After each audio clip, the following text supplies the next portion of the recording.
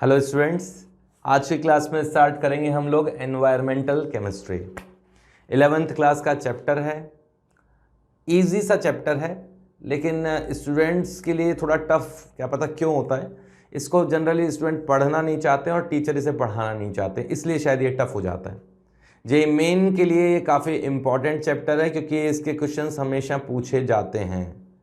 पिछले कुछ ईयर्स में तो जैसे मैं बात करूं, जब से एनटीए के पास में ये पेपर आए हैं, तो इस चैप्टर की तो इम्पोर्टेंस काफ़ी बढ़ गई है, क्योंकि करीबन करीबन 90% पॉसिबिलिटी होती है कि इस चैप्टर में से एक आध क्वेश्चन तो फंस ही जाए। मतलब कोई केमिकल काइनेटिक्स का या थर्मोडायनेमिक्स का एक बहुत टफ सा क्वेश्चन पूछा जाएगा, वो भी उतने ही मार्क्स का होगा। और इस चैप्टर का कोई इजी सा क्वेश्चन पूछा जाएगा, सिंपल थ्योरेटिकल क्वेश्चन पूछा जाएगा, एक दो बार पढ़ के हल्का सा शॉर्ट नोट्स बना लोगे और उस शॉर्ट नोट्स को रिवाइज कर लोगे, तो उसमें से क्वेश्चन फंस जाएगा, तो भी उतने ही मार्क्स का होगा। ठीक है, तो इंपॉर्टेंट है मार्क्स के हिसाब से, जेईई मेन के हिसाब से। थोड़ा सा एक बार पेन लेना पड़ेगा, मतलब थोड़ा रीडिंग इस पर ज़्यादा कर देनी पड़ती है, ध्यान से समझना पड़ता है उसके बाद में, क्योंकि इसमें थोड़ा समझने की चीज़ें कम है। आपको ऐसा कोई रिएक्शन मैकेनिज्म नहीं मिलेगा या कोई डेरिवेशन टाइप के से, जो क्योंकि आप लोग थोड़ा सा फेमिलियर हो इस टाइप के क्वेश्चन से, तो वैसी चीज़ें नहीं मिलेगी। बस सिंपल से ही है कि हाँ भाई पॉल्यूशन कैसे हुआ, बचपन से पढ़ते आ रहे हैं वैसे इस चैप्टर को। पॉल्यूशन, एयर, वही एयर वाटर पॉल्यूशन हम लोगों ने फैलाया है, कैसे रोकें, मेन बात यही है। पर आज हम थोड़ा सा केमिस्ट्री से रिलेटेड, इसमें थोड़ी बहुत जो केमिस्ट्री की रिएक्शंस हैं, ऑर्गेनिक कंपाउंड है या कोई इनऑर्गेनिक कंपाउंड है, सॉल्ट्स हैं, इसके कारण क्या पॉल्यूशन हो रहा है, बस उसी के बारे में मेनली बात करेंगे। ठीक है, तो स्टार्ट करें एनवायरमेंटल केमिस्ट्री। इस चैप्टर को पढ़ने से पहले इस चैप्टर में कौन कौन से कंटेंट हैं। अच्छा, एनसीईआरटी के अलावा इस चैप्टर को कहीं से पढ़ने की ज़रूरत नहीं है, क्योंकि वहीं से इसका क्वेश्चन फंसता है। कोई ज़रूरत नहीं है कि बहुत बड़ी बड़ी बुक्स में इस चैप्टर को बहुत बड़ा सा लिखा हुआ है, नहीं, कोई ज़रूरत नहीं है। केवल एनसीईआरटी पढ़ लो, उसी की शॉर्ट नोट्स बना लो। मैं पढ़ा रहा हूँ, वो भी एनसीईआरटी से ही पढ़ा रहा हूँ। चलें, हाँ, तो इस चैप्टर में क्या क्या कंटेंट है, पहले उसके बारे में सुन लो कि क्या क्या हम लोग पढ़ेंगे, किस सीक्वेंस में पढ़ेंगे।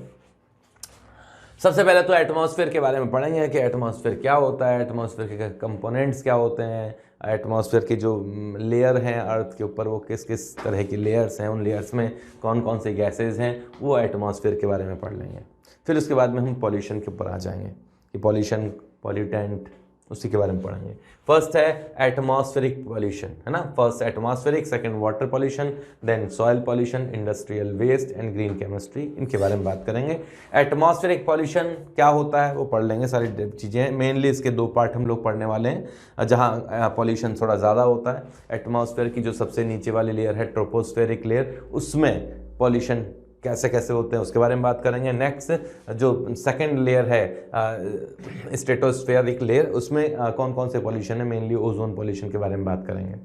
ट्रोपोस्फेरिक पॉल्यूशन में गैसियस पॉल्यूटेंट की बात करेंगे, फिर पार्टिकल पॉल्यूटेंट की बात करेंगे, है ना। गैसियस पॉल्यूशन के अंदर भी क्या क्या आएगा, मेनली, है ना, सल्फर डाइऑक्साइड, सल्फर के ऑक्साइड्स के कारण जो पॉल्यूशन है, नाइट्रोजन के ऑक्साइड्स के कारण जो पॉल्यूशन है, कार्बन मोनोऑक्साइड के कारण पॉल्यूशन है। इसी के अंदर, है ना, हम लोग पढ़ लेंगे, एक मिनट, इसी के अंदर हम लोग पढ़ेंगे ग्लोबल वार्मिंग भी पढ़ेंगे। मैं यहाँ लिख नहीं पाऊंगा, ग्लोबल वार्मिंग भी यहीं पढ़ेंगे। ग्रीन हाउस इफेक्ट्स के बारे में पढ़ेंगे, ग्रीन हाउस गैसेस के बारे में पढ़ेंगे, एसिड रेन के बारे में भी यहीं बात करेंगे। ठीक है, नेक्स्ट है पार्टिकल जो पॉल्यूटेंट है, उसमें मेनली हम स्मोक की बात करेंगे। स्मोक नहीं, स्मोक। नेक्स्ट आएगा जो सेकंड लेयर है स्ट्रेटोस्फेरिक लेयर में क्या क्या पॉल्यूशन है, तो ओजोन को किस तरीके से हम लोगों ने नुकसान पहुंचाया है ना, उसके बारे में बात करेंगे। ओजोन होल के बारे में बात करेंगे। नेक्स्ट आएगा वाटर पॉल्यूशन के क्या क्या कॉजेज हैं, पढ़ लेना, सिंपल सी चीज़ है। ड्रिंकिंग वाटर के क्या स्टैंडर्ड्स हैं ड्रिंकिंग वाटर में, कि उसमें फ्लोराइड कितना होना चाहिए, सल्फेट कितना होना चाहिए, नाइट्रेट कितना होना चाहिए, है ना, और मेटल्स वगैरह, लेड वगैरह जो हैं वो कितने कितने होने चाहिए, कितना ppm होना चाहिए, वो वैल्यूज़ आप लोगों को याद रखनी पड़ेगी। यहीं पर हम लोग BOD के बारे में, ऑक्सीजन डिमांड DO के बारे में भी पढ़ लेंगे। नेक्स्ट है सॉयल पॉल्यूशन के बारे में आएगा। तो सॉयल पॉल्यूशन में पेस्टिसाइड्स का, हर्बिसाइड्स का कैसे यूज़ कर रहे हैं हम लोग और कैसे कैसे उसके नुकसान हो रहे हैं उसके बारे में बात करेंगे। देन इंडस्ट्रियल वेस्ट के बारे में बात करेंगे, उसे किस तरह से मैनेज किया जा सकता है, कंट्रोल किया जा सकता है, और उसके बाद में ग्रीन केमिस्ट्री के बारे में बात करेंगे। ये तो कंपोनेंट्स बताया कि इस सीक्वेंस में हम लोग पढ़ेंगे। तो मैं जब चैप्टर पढ़ा रहा हूँ तो आपको आइडिया लग जाएगा कि हाँ भाई अभी तो यहीं तक पहुँचे हैं, फिर यहाँ तक पहुँचेंगे, इस तरीके से। क्योंकि किसी चैप्टर को जब पढ़ाया जाता है तो मतलब अब कहीं भी कोई टारगेट आप डिसाइड करते हो तो ये आपके दिमाग में रहता है कि हम कहाँ तक पहुँचे हैं। आप किसी भी जगह, यहाँ एक जयपुर से दिल्ली जाओगे तो भी आपके दिमाग में रहेगा ना कि यार मैं कहाँ तक पहुँच गया, है ना, कितने घंटे और लगेंगे या कितने किलोमीटर और लगेंगे। तो इस चैप्टर को कंप्लीट होने में आपकी जो राह है, मंजिल है, वो थोड़ी आसान हो जाए, इसलिए मैंने ये पहले ही बता दिया। ये मैप है इस चैप्टर का। अब बढ़ते हैं मेन चैप्टर की ओर, एटमॉस्फेयर की ओर। एटमॉस्फेयर से भी पहले अर्थ सिस्टम के बारे में समझ लो। हमारी अर्थ, हमारी पृथ्वी, अर्थ सिस्टम को 4 पार्ट्स में डिवाइड किया गया है। पहले एटमॉस्फेयर। एटमॉस्फेयर क्या है कि अर्थ के चारों तरफ जो एयर ही बोलूँगा या गैसेस का जो कवर है, एक ब्लैंकेट टाइप का एक प्रोटेक्टिव कवर है, वो एटमॉस्फेयर है ना, layer of air that is surrounding of the earth. Next है हाइड्रोस्फीयर, मतलब धरती पे जो भी पानी है, चाहे वो ओशन हो, चाहे कोई लेक का हो, या कोई मतलब जो भी पानी से रिलेटेड जो सिस्टम है, ओशन हो गया, लेक हो गया, रिवर्स हो गई, आइस वाला पोर्शन हो गया, वो सारा पोर्शन जो है वो हाइड्रोस्फीयर में पड़ते हैं, वाटर पोर्शन ऑन अर्थ।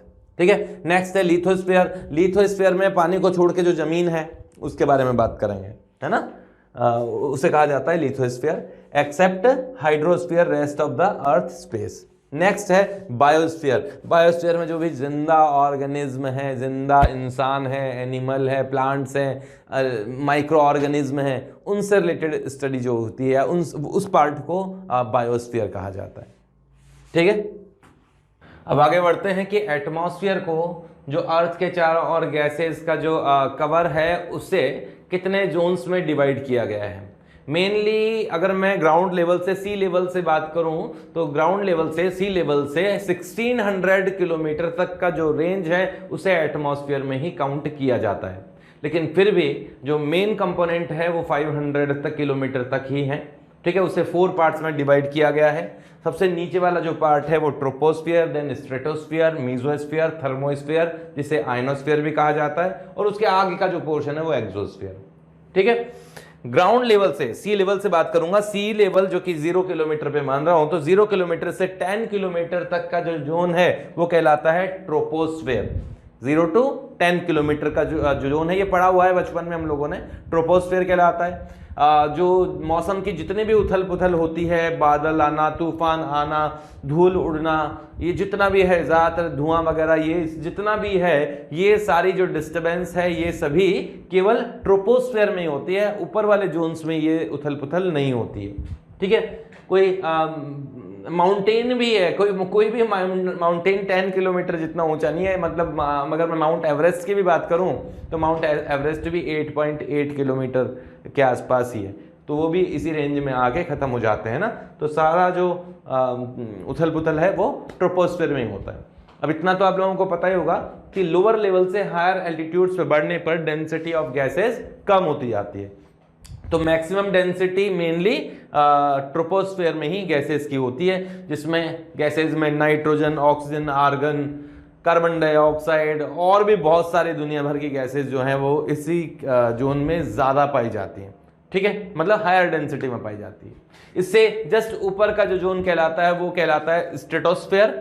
ठीक है। और इसमें 10 किलोमीटर से लेकर 50 किलोमीटर तक का जो एरिया है, एरिया नहीं कहूँगा जोन कहूँगा, जो एयर का जो जोन है या वॉल्यूम है वो कहलाता है स्ट्रेटोस्फियर। और इसमें मेनली जो होगी वो नाइट्रोजन, ऑक्सीजन तो होती है, थोड़ा कम डेंसिटी में होगी नाइट्रोजन, ऑक्सीजन, और यहाँ ओजोन भी अच्छी खासी अमाउंट में होता है। ओजोन का जो डेंसिटी है वो 15 किलोमीटर से लेकर 35 तक किलोमीटर तक की जो जोन है उसमें ओजोन काफ़ी ज़्यादा अमाउंट में है, कंसंट्रेशन में है, इसलिए उसे ओजोन जोन कहा जाता है।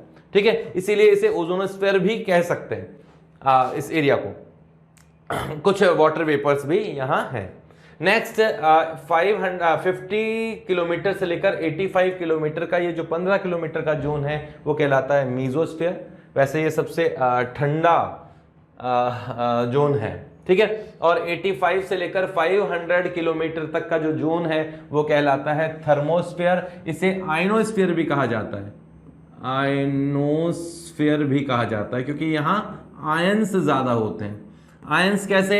जो सनलाइट आएगी हायर एनर्जी वाली, उस लाइट को एब्जॉर्ब कर लेंगी, यहाँ जो गैसेज हैं ऑक्सीजन वगैरह जो भी होंगी वो यहाँ इसे एब्जॉर्ब कर लेगी और आयंस में कन्वर्ट होंगे इलेक्ट्रॉन एमिट करके, इसलिए इसे आयनोस्फीयर भी कहा जाता है। टेम्परेचर इस पोर्शन का सबसे ज्यादा होता है। अगर मैं बात करूं कि नीचे से ऊपर की तरफ जाते हैं तो ना टेम्परेचर में किस तरह से बढ़ोतरी या गिरावट होती है, तो उसे कुछ इस ग्राफ से समझ सकते हो। जैसे मान लीजिए ये है ना, ये तो हायर एल्टीट्यूड है ही और ये टेम्परेचर है मान लेते हैं। तो अर्थ पर जो टेम्परेचर है ऊपर बढ़ते जाओगे तो ट्रोपोस्फीयर में ऊपर बढ़ते जाओगे तो टेम्परेचर धीरे धीरे कम होता जाएगा। फिर स्ट्रेटोस्फीयर में टेम्परेचर थोड़ा वापस बढ़ता है। फिर मीजोस्फीयर में टेम्परेचर बहुत तेजी से डिक्रीज होता है और जो ऊपर वाला जो थर्मोस्फीयर है उसमें टेम्परेचर काफ़ी बढ़ जाता है। इस तरीके से टेम्परेचर यहाँ मूव करता है या चेंज होता है, ठीक है। तो सबसे ज़्यादा जो टेम्परेचर है वो तो है थर्मोस्फीयर में, होना ही चाहिए। और क्योंकि वहाँ आयन से एनर्जी एब्जॉर्ब की हुई है। और जो सबसे जो ठंडा वाला पार्ट है करीबन -100 डिग्री सेल्सियस के आसपास तक टेम्परेचर होता है मीजोस्फीयर में। तो ये तो एटमॉस्फेयर को किस तरीके से डिवाइड किया गया है उसके बारे में बात हो गई। नेक्स्ट थोड़ा सा ये समझ लीजिएगा कि ये जो आइनोस्फीयर है मेनली यही सैटेलाइट्स के ऑर्बिट होते हैं। लोअर ऑर्बिट आपने सुना होगा, लोअर ऑर्बिट में हम लोगों ने सैटेलाइट्स को मार गिराने की कैपेसिटी को हासिल कर लिया है ना।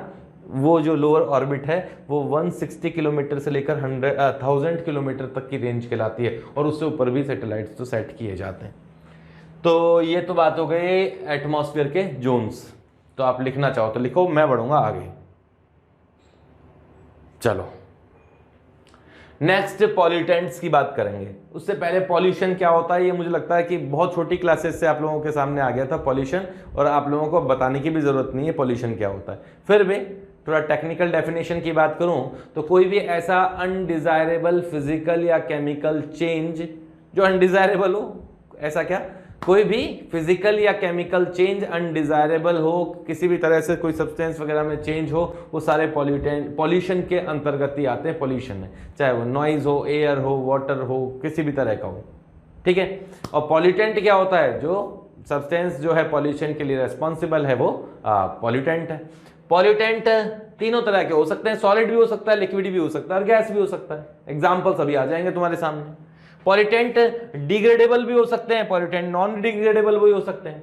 डिग्रेडेबल पॉल्यूटेंट का मतलब क्या हुआ कि मिट्टी में गए और डिग्रेड होकर वापस उसी कंपोजिशन में, सिंपल कंपोजिशन में चले गए। जैसे मान लो कि पेड़ों के पत्ते झड़ जाते हैं, ठीक है, झड़ते ही हैं टाइम पर और मिट्टी में पड़े रहेंगे, फिर सड़ेंगे गलेंगे, ये भी एक तरह से पॉल्यूशन ही है। लेकिन ये जो सड़ना गलना है ये माइक्रो ऑर्गेनिज्म इसे डिकम्पोज कर रहे हैं हायर मॉलिक्यूल्स के लोअर मॉलिक्यूल्स में, और एक समय के साथ कोई थोड़ा या कम या ज़्यादा हो सकता है, एक समय के साथ वो वापस मिट्टी में मिल जाएंगे, सिंपल कंपोनेंट्स में कन्वर्ट हो जाएंगे। ये तो हो गया डिग्रेडेबल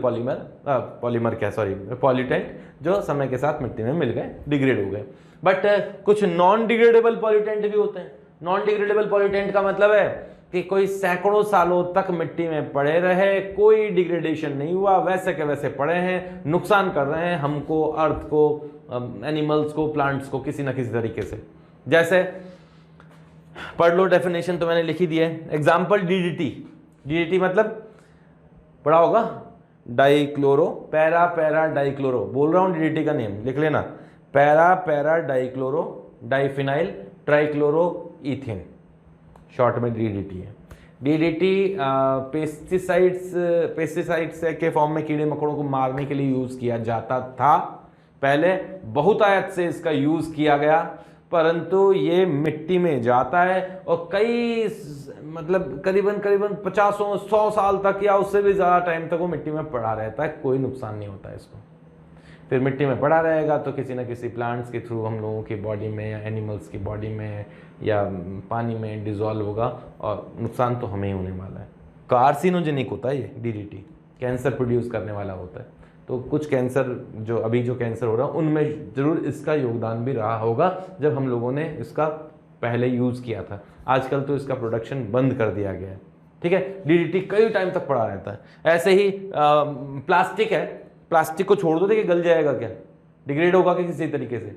या न्यूक्लियर वेस्ट है या हैवी मेटल्स हैं जो पानी में डिजॉल्व होकर हम लोगों को नुकसान पहुंचाते हैं। ऐसे जो कई भी नहीं खराब होता, जनरली मिट्टी में पड़ा ही रहता है, खराब न क्या होना का मतलब कहीं डिग्रेडेड नहीं होता, छोटे मॉलिक्यूल्स में डिसोशिएट नहीं होते हैं बहुत लंबे समय तक, वो क्या कहलाएंगे, नॉन बायोडिग्रेडेबल पॉल्यूटेंट। ठीक है, बढ़े आगे, लिखना है तो लिखो, पर मैं चलता हूं आगे। चलो जी आगे। अब हम लोग पहले बात करेंगे उन पॉल्यूटेंट्स की जो सबसे नीचे वाली ट्रोपोस्फेरिक लेयर जिसमें हम लोग रहते हैं, जिसमें ट्रीज और प्लांट्स और रिवर सी वगैरह जो भी होता है वो सारा कुछ इसी जोन में है। उसके अंदर कौन कौन से पॉल्यूटेंट हैं उनकी बात करेंगे, ट्रोपोस्फेरिक पॉल्यूटेंट की। इस चैप्टर में हम लोग दो ही तरह के पॉल्यूटेंट पढ़ने वाले हैं, एक तो ट्रोपोस्फेरिक और वो जो ओजोन वाली जो लेयर है जिसको स्ट्रेटोस्फेरिक पॉल्यूटेंट है, उनके बारे में हम लोग बात करेंगे। पहले बात करते हैं ट्रोपोस्फेरिक पॉल्यूटेंट की।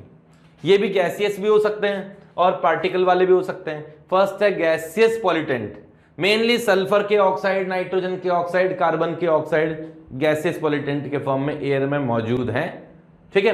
दूसरा है पार्टिकुलर जो पार्टिकल्स जिसमें है, पार्टिकल पॉल्यूटेंट है ना, पार्टिकुलेट पॉल्यूटेंट, जिसमें सॉलिड भी हो सकता है, लिक्विड ड्रॉपलेट्स भी हो सकती है। एग्जाम्पल मैंने लिख दिए हैं डस्ट। अब डस्ट भी नुकसानदायक ही है यार, डस्ट भी उड़ती है तो नाक वगैरह में जाती है, रेस्पिरेटरी डिजीज भी उससे हो सकती है। Dust, suit, mist, fume, smoke, ये सभी जो हैं ये पार्टिकुलेट पॉल्यूटेंट हैं। तो हम लोग पहले स्टार्ट करते हैं कौन सा, गैसियस पॉल्यूटेंट। पार्टिकल जो पॉल्यूटेंट है वो सेकंड पॉइंट में पढ़ेंगे, स्मोक वगैरह मेनली उसमें आएगा। फर्स्ट स्टार्ट किया गैसियस पॉल्यूटेंट। गैसियस पॉल्यूटेंट में सल्फर के ऑक्साइड, नाइट्रोजन के ऑक्साइड, कार्बन के ऑक्साइड, हाइड्रोकार्बन, मेनली यही पढ़ना है हमको। ठीक है। और इनसे डिजीज क्या होती है, तो ज़्यादातर से डिजीज मैं बता देता हूँ। ये जो गैसेज हैं, एयर में अनवांटेड गैसेज बढ़ेंगे तो सांस में तो दिक्कत करेंगे ही करेंगे, है ना। प्लांट्स को भी कुछ ना कुछ तरह से दिक्कत तो करेंगे ही करेंगे। तो उन्हीं के बारे में थोड़ी बहुत बात करते हैं। सबसे पहला है फर्स्ट ऑक्साइड्स ऑफ सल्फर, जिसमें भी मेनली है सल्फर डाइऑक्साइड। अब सल्फर डाइऑक्साइड आता कहाँ से है एटमॉस्फेयर में, तो जो भी सल्फर कंटेनिंग फॉसिल फ्यूल्स हैं, फॉसिल फ्यूल्स में पेट्रोल तो सबसे बड़ा है ही। फॉसिल फ्यूल जो भी पेट्रोलियम निकला है वो फॉसिल से ही तो निकला है, फॉसिल फ्यूल ही कहलाता है।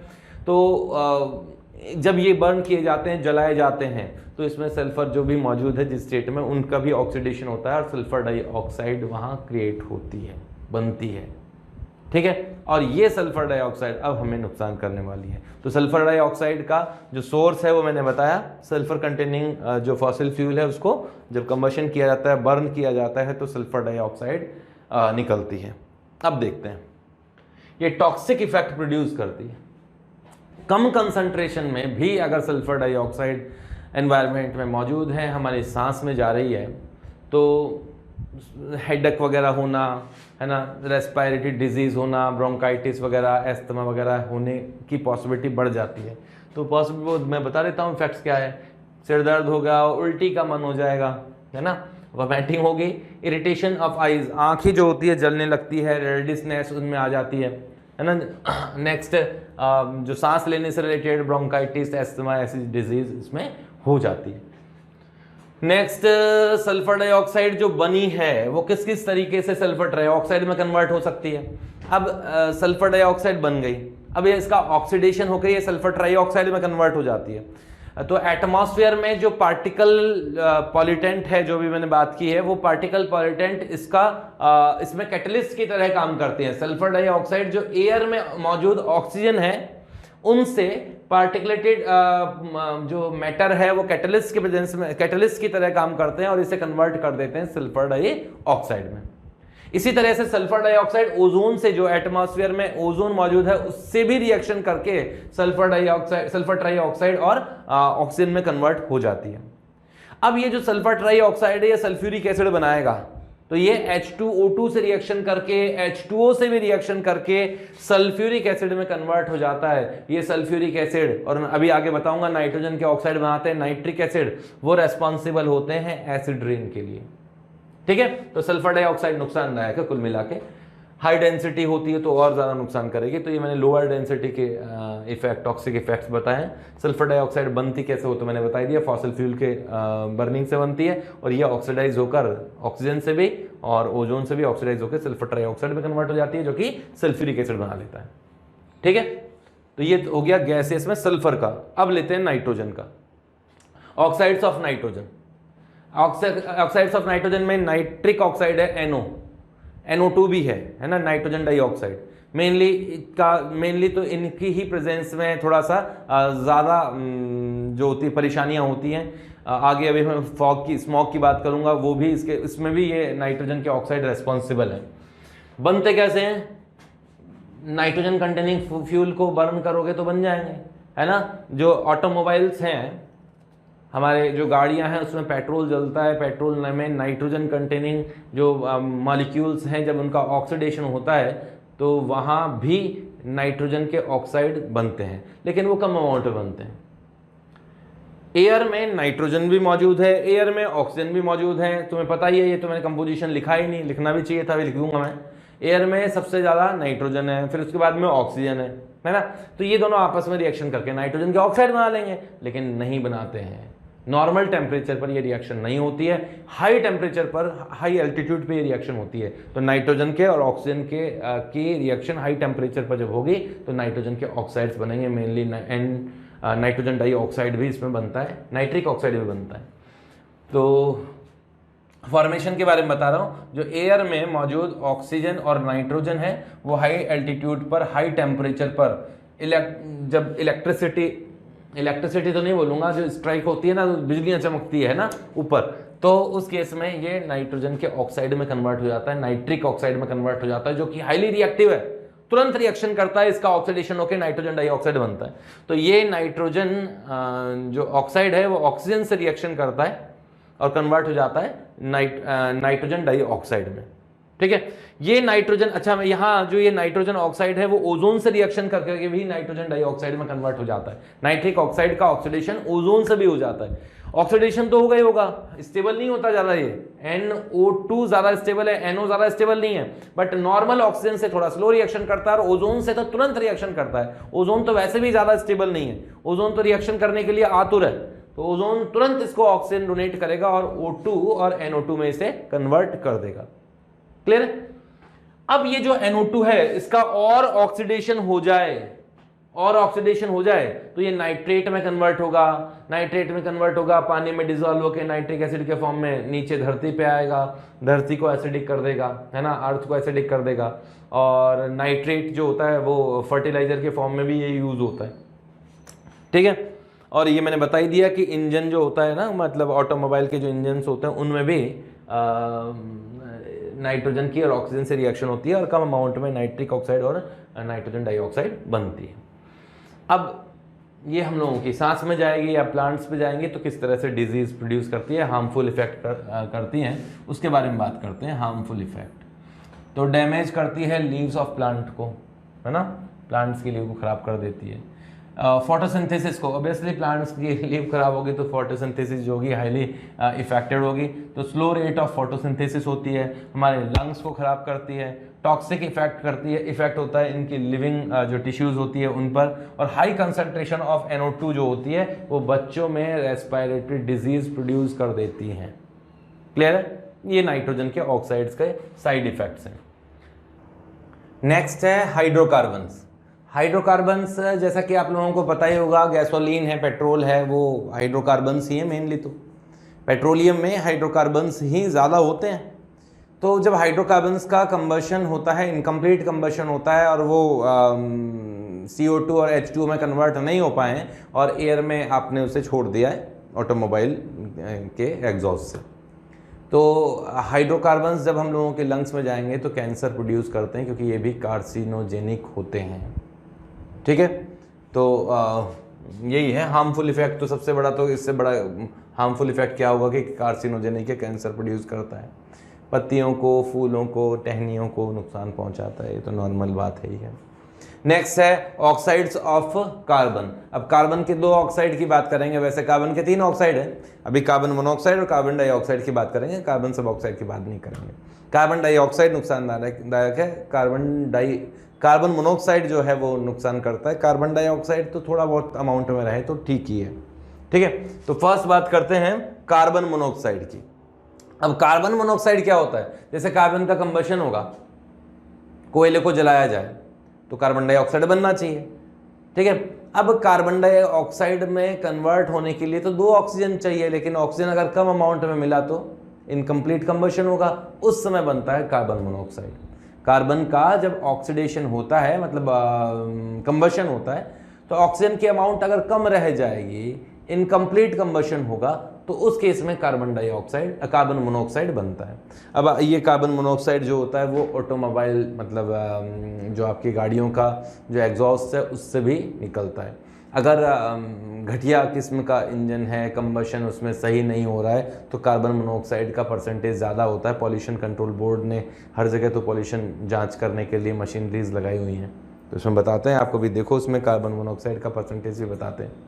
तो कार्बन मोनोऑक्साइड इस तरीके से भी होता है, पेट्रोल के कंबशन से, कोल का जो कंबशन होता है उसमें भी लेसर अमाउंट में जब ऑक्सीजन होती है, जंगलों में आग लग जाती है तो जब ज़्यादा अमाउंट में ऑक्सीजन है तो CO2 बना देती है, लेकिन जब ऑक्सीजन कम पड़ जाती है, वहाँ इतने ज़्यादा तादाद में आग लग जाती है, ऑक्सीजन जब कम पड़ जाती है, तो उस केस में जो कार्बन है वो कार्बन मोनोऑक्साइड में भी कन्वर्ट हो जाता है ऑक्सीडेशन होकर। अब ये कार्बन मोनोऑक्साइड बहुत ज़्यादा नुकसान करती है। कैसे? हार्मफुल इफेक्ट क्या है पहले तो ये पढ़ लो। कार्बन मोनोऑक्साइड सोर्स मैंने बता ही दिया, इनकम्प्लीट ऑक्सीडेशन है कोल वगैरह का। अब ये जो कार्बन मोनोऑक्साइड है ना, ये हमें सांस नहीं लेने देती। कैसे? देखो, हम लोगों ने सांस ली, लंग्स में है ना, वो एयर हमारे लंग्स में चली गई, ऐसा ही होता है ना डायग्राम।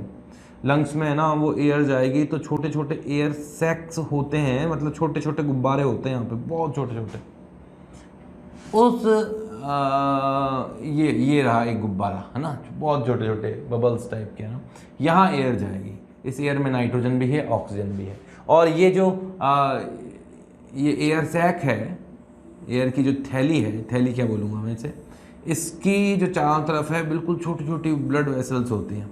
ये ब्लड वेसल्स में ही ऑक्सीजन लेता है, और ये जो वेसल्स हैं ये CO2 रिलीज़ करती है। मान लीजिए ये वेसल है, तो यहाँ ऑक्सीजन इस वेसल के अंदर जाएगी जिसमें ब्लड फ्लो कर रहा है, और इससे जो CO2 है वो बाहर निकल जाएगी और ये सैक के थ्रू वापस बाहर की तरफ चली जाएगी।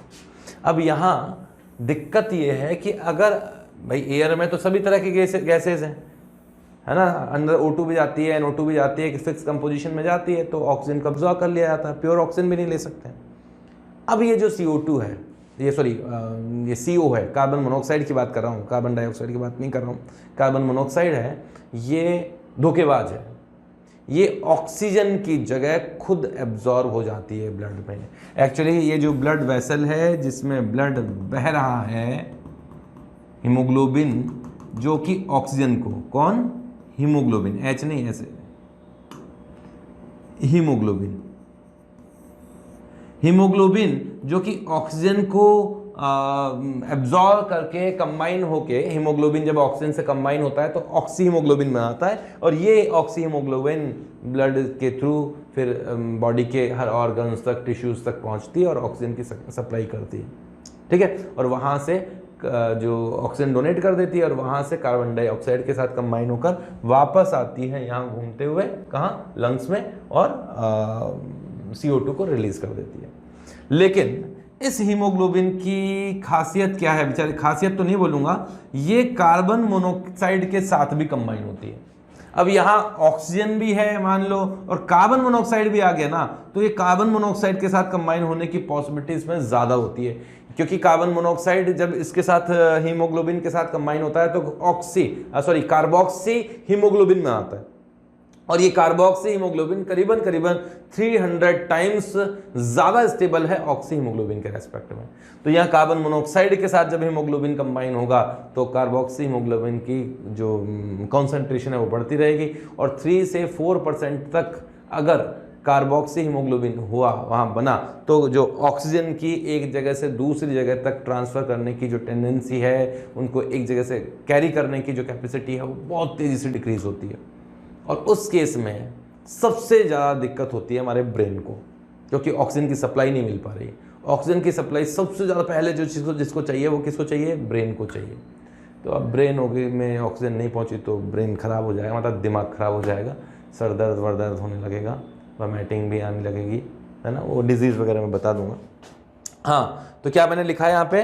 Bind to haemoglobin and reduce the oxygen carrying capacity of blood to greater extent, करीबन 300 टाइम्स ज़्यादा स्टेबल होने के कारण इतना ही तेज़ी से ऑक्सीजन के एक जगह से दूसरी जगह पहुंचाने की जो कैपेसिटी है उसको डिक्रीज कर देता है। अब इसके हार्मफुल इफेक्ट देख लीजिए कार्बन मोनोऑक्साइड के। मैंने बताया था कि सिर दर्द होगा, आंखें भी कमज़ोर हो जाती है अगर लगातार ऐसे माहौल में रहें जहां कार्बन मोनोऑक्साइड की कॉन्सेंट्रेशन है, अमाउंट में मौजूद हैं कार्बन मोनोऑक्साइड, तो धीरे धीरे आंखें कमज़ोर कर देगा, दिल की धड़कनें जो हैं वो टेढ़ी मेढ़ी मतलब गड़बड़ कर देगा। तो कार्बन मोनोऑक्साइड बहुत नुकसान करता है, और बहुत ज़्यादा अमाउंट में हो तो इंसान की मौत भी हो सकती है। कैसे? मैंने एक न्यूज़ पे, मेरे को बहुत पहले याद है, मैं छोटा था तब मैंने पढ़ा था, जिसे एक्सप्लेन किया था मेरे पिताजी ने, कि एक कमरे में मजदूर वगैरह सो रहे थे और सुबह जो है वो सोते हुए मिले, मतलब सोते सोते मर गए, है ना। तो वो उन्होंने क्या किया कि ना सारे कमरे को बंद कर दिया, सर्दियों का टाइम था, कहीं से भी हवा ना आए, एयर टाइट कर दिया, रोशनदान वगैरह सबको बंद कर दिया, ठीक है। और ना एक कोई उसमें कोयला वोयला जलाकर और साइड में रख के, जिससे कि हीट वीट रहे, थोड़ा सा गर्मी रहे और आराम से सो सके। तो इस तरह से कुछ मजदूर वगैरह कोयला जला के सो गए, अब वहाँ पे वो मर गए। कैसे मरे होंगे? एक्चुअली जब कोयला जलता है तो मैंने बताया ना, तो ऐसे उसमें जब अच्छी तरह से कंबशन होगा तो CO2 निकलेगा, लेकिन जो कोयलों की बीच वाली जो जगह होती है, आउटर पोर्शन में तो ऑक्सीजन ज़्यादा अमाउंट में है, लेकिन बीच वाली जगह है, कोयला रखा हुआ है बिल्कुल एक साथ पत्थरों की तरह, पत्थर वाले कोयले की बात कर रहा हूँ मैं, है ना, कभी देखा है पत्थर वाला कोयला? हाँ, उनके बीच में ऑक्सीजन का अमाउंट कम है, क्योंकि जो ज़्यादातर ऑक्सीजन है वो तो कंज्यूम हो चुकी है, CO2 में कन्वर्ट हो चुकी है। और जब वहाँ ऑक्सीजन की मात्रा कम पड़ने लगी, है ना, कोयले के बीच में और उसके अंदर भी कमरे में भी ऑक्सीजन की अमाउंट कम पड़ने लगी। ऑक्सीजन कौन कंज्यूम कर रहा है? एक तो सोने वाले लोग कंज्यूम कर रहे हैं, और ऊपर से है ना ये जो कोयला जल रहा है वो कंज्यूम कर रहा है ऑक्सीजन को, और धीरे धीरे ऑक्सीजन की अमाउंट कम पड़ने लगेगी। ऑक्सीजन की अमाउंट कम पड़ने लगी तो वहाँ जो कोयला है, मतलब कार्बन है, वो कम ऑक्सीजन में आधा ही कंबशन होगा, इनकम्प्लीट कंबशन होगा, कार्बन मोनोऑक्साइड बनने लगेगा। ऑक्सीजन कम पड़ने लगी, कार्बन मोनोऑक्साइड बढ़ने लगी, कार्बन मोनोऑक्साइड बढ़ने लगी तो हीमोग्लोबिन को तो वैसे ही कार्बन मोनोऑक्साइड से कंबाइन होना थोड़ा अच्छा ही लगता है ना, हालांकि नहीं होना चाहिए, लेकिन ठीक है, कंफ्यूज रहता है वो। कार्बन ऑक्सीजन के रेस्पेक्ट में कार्बन मोनोऑक्साइड के साथ वो कंबाइन होने लगता है। धीरे धीरे धीरे धीरे ऑक्सीजन दिमाग को कम पहुंचा और उन लोगों की मौत हो गई। और बहुत मधुर नींद आती है इसमें, कार्बन मोनोऑक्साइड की अमाउंट बढ़ती जाए तो आपको पता नहीं पड़ेगा कि सांस घुट रही है कि क्या हो रही है, आराम से गहरी नींद में चले जाते हैं, और वो नींद फिर हमेशा के लिए नींद हो जाती है।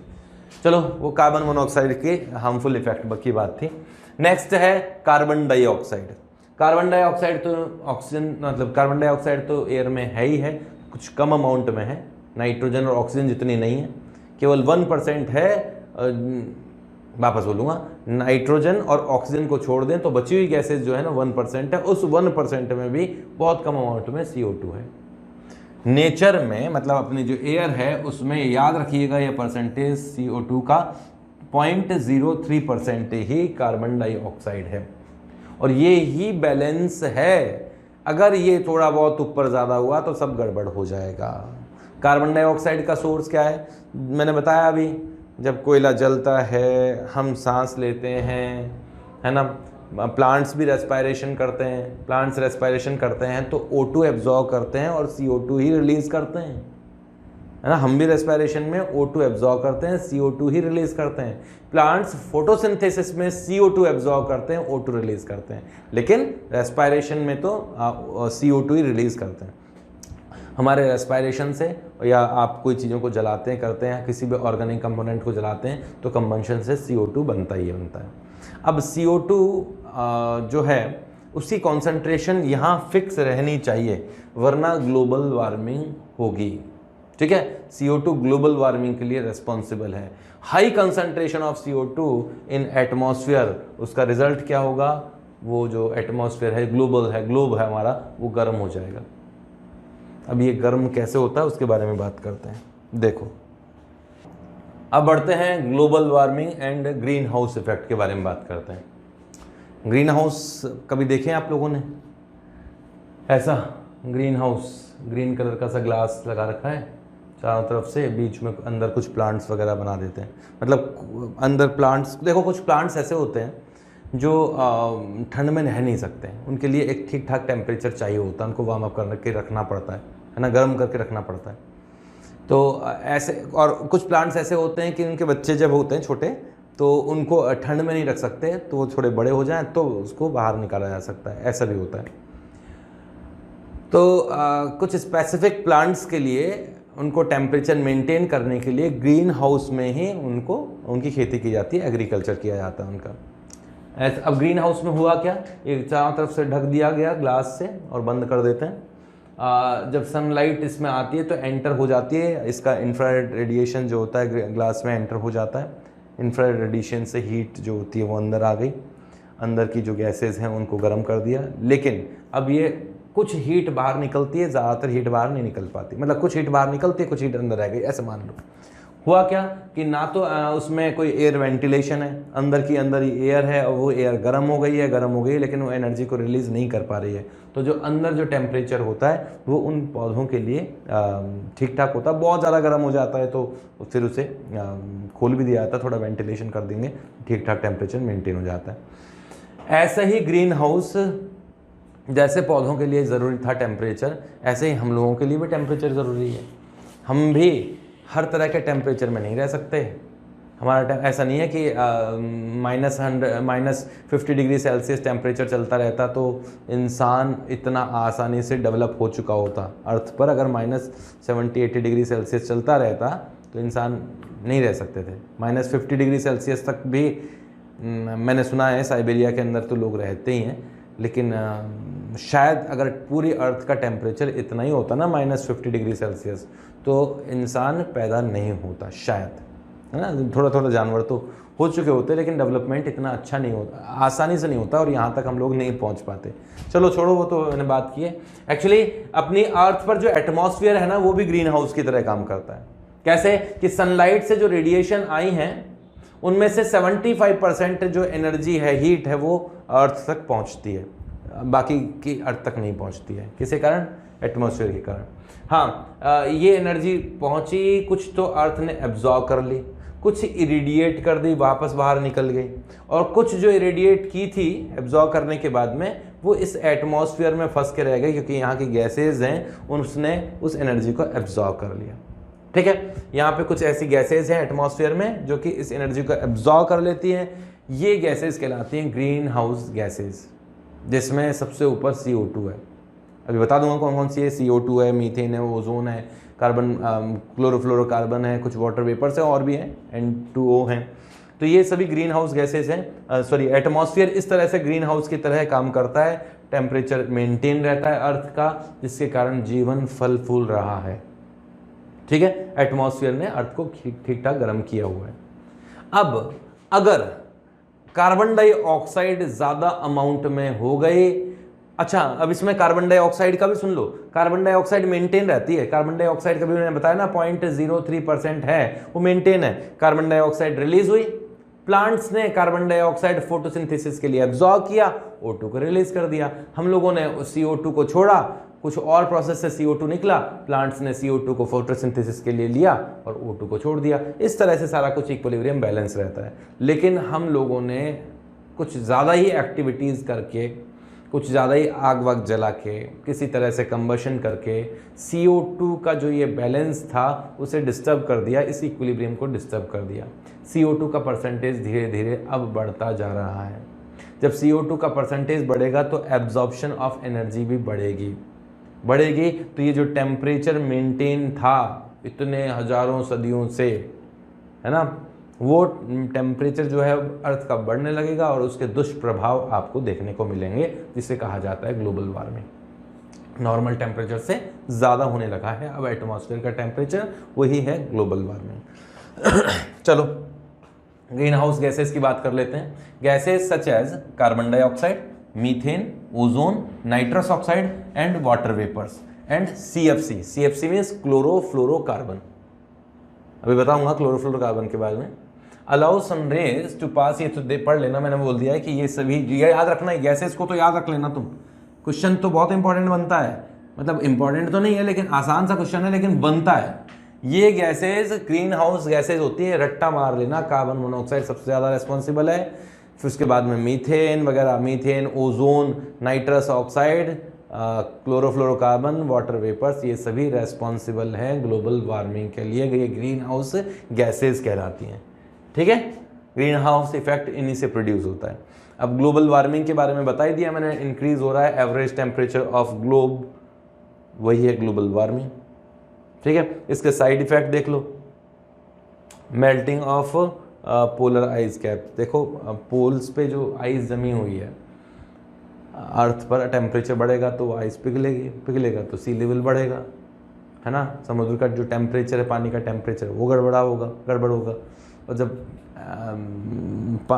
समुद्र के पानी का टेम्परेचर में अगर चेंजेस होंगे तो उसके अंदर की जो स्ट्रीम्स हैं वो चेंज होंगी तो हो सकता है ग्लोब्स की इसकी हवाएं चेंज हो, ब्रिजेस जो होती हैं वो चेंज हो सकता है कि जहाँ कहीं कभी तूफान नहीं आया करते थे वहाँ तूफान आना स्टार्ट हो जाए, है ना। जहाँ तूफान आते थे वहाँ बंद हो जाए।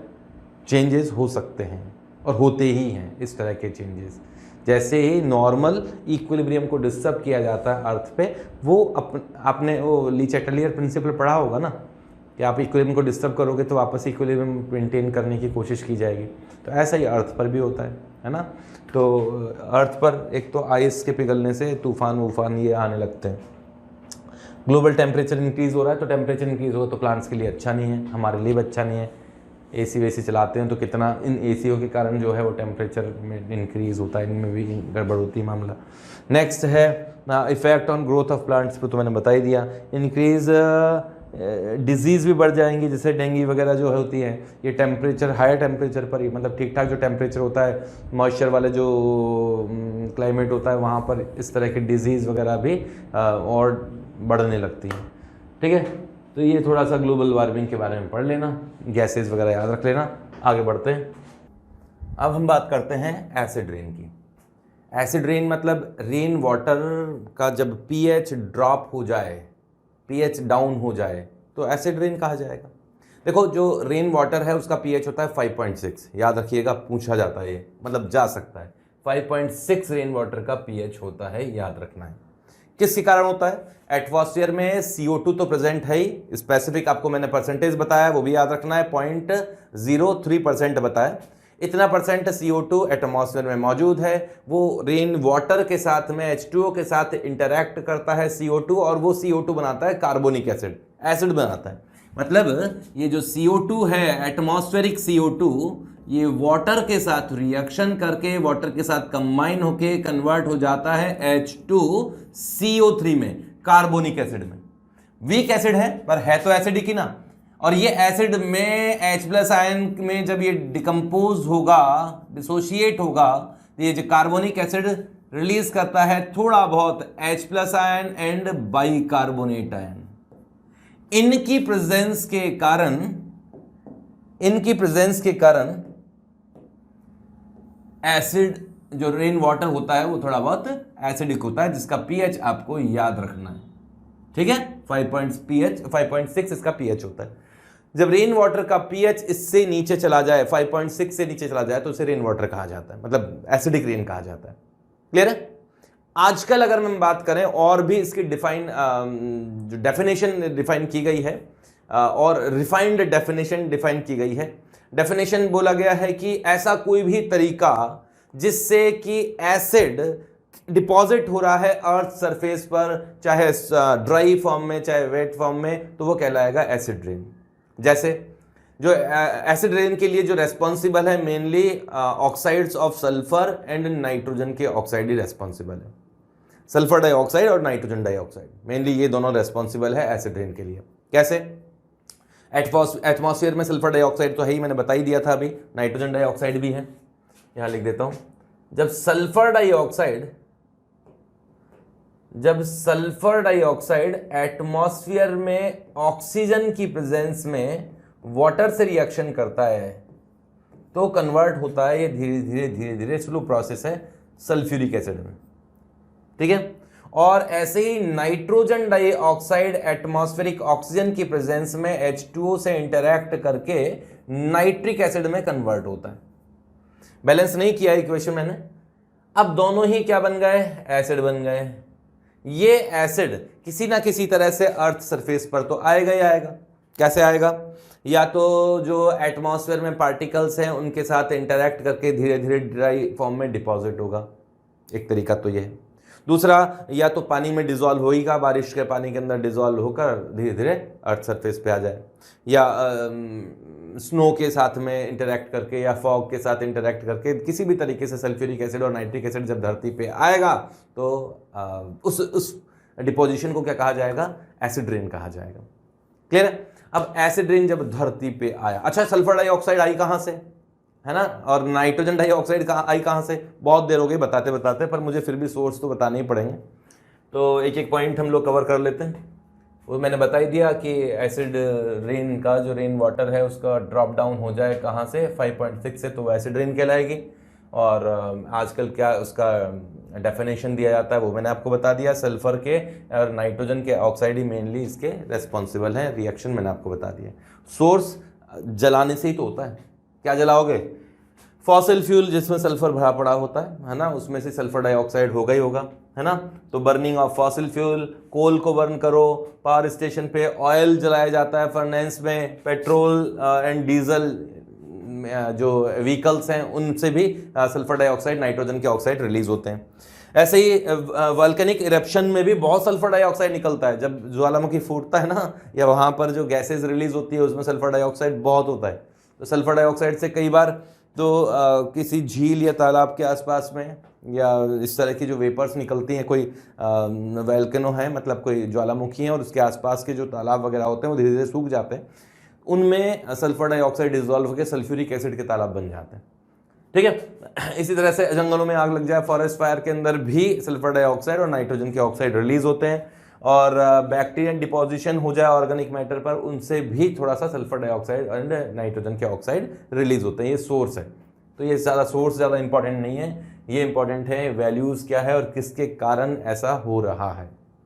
अब इससे हार्मफुल इफेक्ट क्या प्रोड्यूस होंगे उनके बारे में बात करते हैं। छोटे मोटे इफेक्ट हैं जो बहुत बड़े हो जाते हैं। पीएच अर्थ पर बढ़ेगा, पीएच अर्थ पे कम होगा एसिडिक रेन के कारण। जब एसिडिक रेन के कारण ये पीएच कम होगा तो एसिड जो होगा वो जो धरती पे न्यूट्रिशंस हैं, प्लांट्स के लिए जो न्यूट्रिशन बहुत इंपॉर्टेंट है, उनको बहा ले जाएगा। तो मिट्टी खराब हो गई, एक तो न्यूट्रिशंस चले गए। दूसरा, जो सॉइल का पीएच काफ़ी इंपॉर्टेंट होता है एग्रीकल्चर्स के लिए, फार्मिंग के लिए बहुत इंपॉर्टेंट होता है।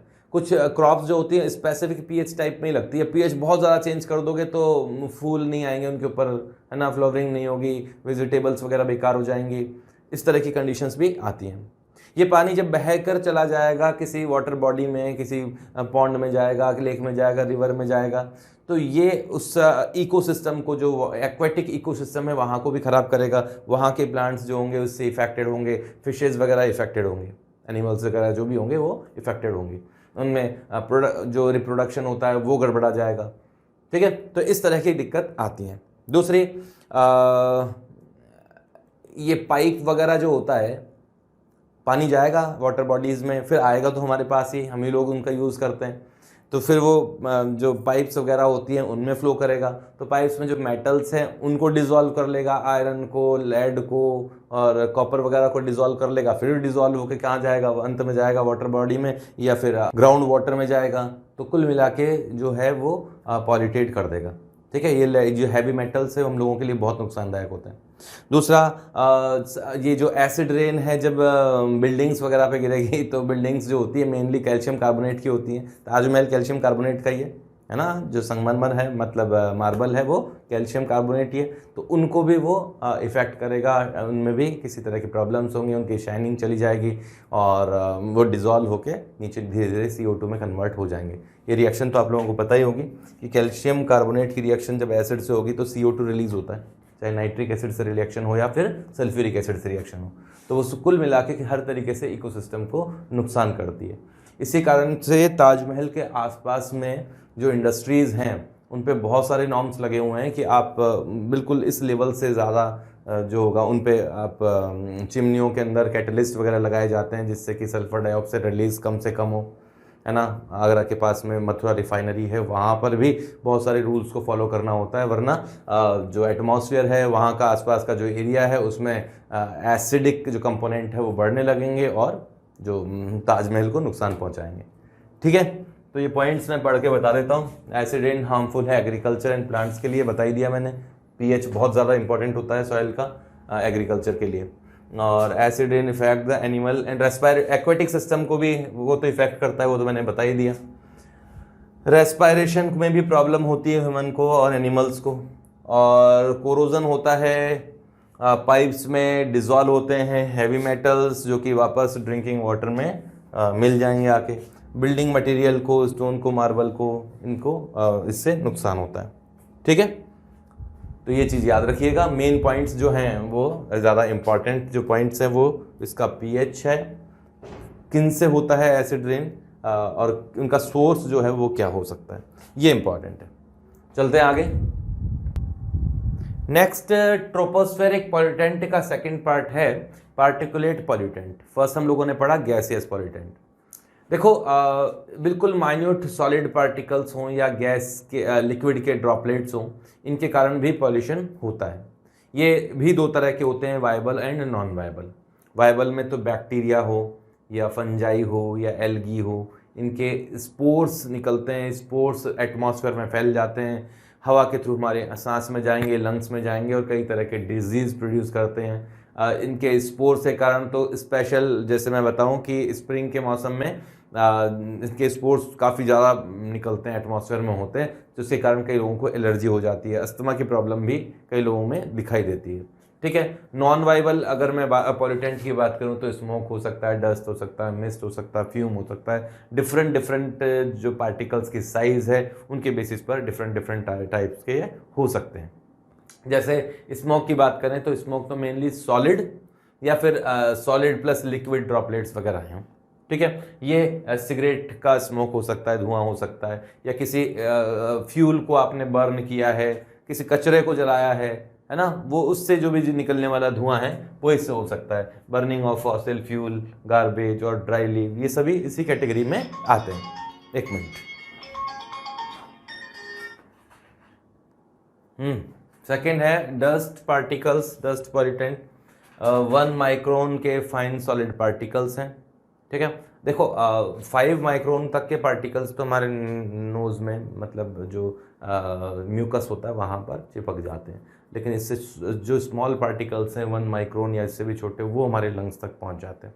ठीक है, अब जैसे सीमेंट फैक्ट्रीज़ हैं, सीमेंट फैक्ट्रीज़ में जो धूल उड़ती है, या ग्राइंडिंग में, या फिर ना जब ब्लास्ट किया जाता है, जब माइंस वगैरह में ब्लास्टिंग की जाती है तब धूल उड़ती है, तो वो जो पार्टिकल्स हैं जिसमें 1 माइक्रोन वाले पार्टिकल आते हैं वो डस्ट पार्टिकल हैं। कोयले की खानों में या धूल के तूफान उड़ते हैं, राजस्थान में थोड़ा ज़्यादा ही होते हैं, आंधी वगैरह आती है यहाँ पर, तो उससे भी डस्ट हो सकता है। मिस्ट जो है वो लिक्विड की स्प्रे करने से जो बहुत फाइन ड्रॉपलेट्स हैं, लिक्विड ड्रॉपलेट्स हैं, वो इसके अंदर आती है। जैसे कि हर्बिसाइड्स हो या पेस्टिसाइड्स हो, इनका स्प्रे किया जाता है एग्रीकल्चर वगैरह में, फार्म्स में, तो भी जो बिल्कुल बारीक जो ड्रॉपलेट्स की बात करूं वो होगी स्प्रे। या फ्यूम्स की बात करें तो बिल्कुल कंडेंसेशन, बिल्कुल ये कह सकता हूँ वेपर्स के कंडेंसेशन जब होता है तो बिल्कुल फ्यूम्स टाइप की बन जाती है। कॉन्सेंट्रेटेड H2SO4 से या मेटलॉइड के ऑक्साइड से कई बार फ्यूम्स निकलती है। ठीक है, तो ये तो छोटी मोटी बात थी। अब हम बात करेंगे मोटी बात। छोटी मोटी बात तो ये थी, पर अब बात करेंगे मोटी बात, स्मोग की। क्या की बात करेंगे? स्मोग। स्मोग, स्मोग का मतलब है स्मोक प्लस फॉग। स्मोग, आप लोगों ने अभी कुछ समय से, अभी कोरोना से जस्ट पहले तक तो मैं सुनता था, आजकल तो थोड़ा कम सुनने में आया है, दिल्ली में ज़बरदस्त स्मोक फैल रहा है, सांस नहीं लिया जा रहा है ना। और वो रीज़न बताते थे कि हरियाणा की तरफ, पंजाब की तरफ पराली जलाई जा रही है, उसके धुआं से, मतलब स्मोक से, और यहाँ फॉग से, दोनों मिल मिला के स्मॉग क्रिएट हो रहा है, जिससे लोगों को सांस लेने में तकलीफ हो रही है। दिल्ली हाईली पॉल्यूटेड सिटीज़ में से आ चुका है ना। उसी स्मॉग का एक दृश्य आपके सामने है। ये सुबह का एक टाइम है जिसमें कोई मॉर्निंग वॉक कर रहे हैं लोग, और उस समय देखो ऐसी स्थिति स्मॉग से बनती है। ठीक है, अब स्मॉग क्या है, कैसे बनता है, और कैसे इसे थोड़ा बहुत रोका जा सकता है, उसके बारे में बात करते हैं।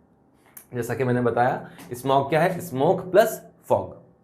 ये दो तरह का होता है, एक तो क्लासिकल स्मॉग और दूसरा होता है फोटोकेमिकल स्मॉग।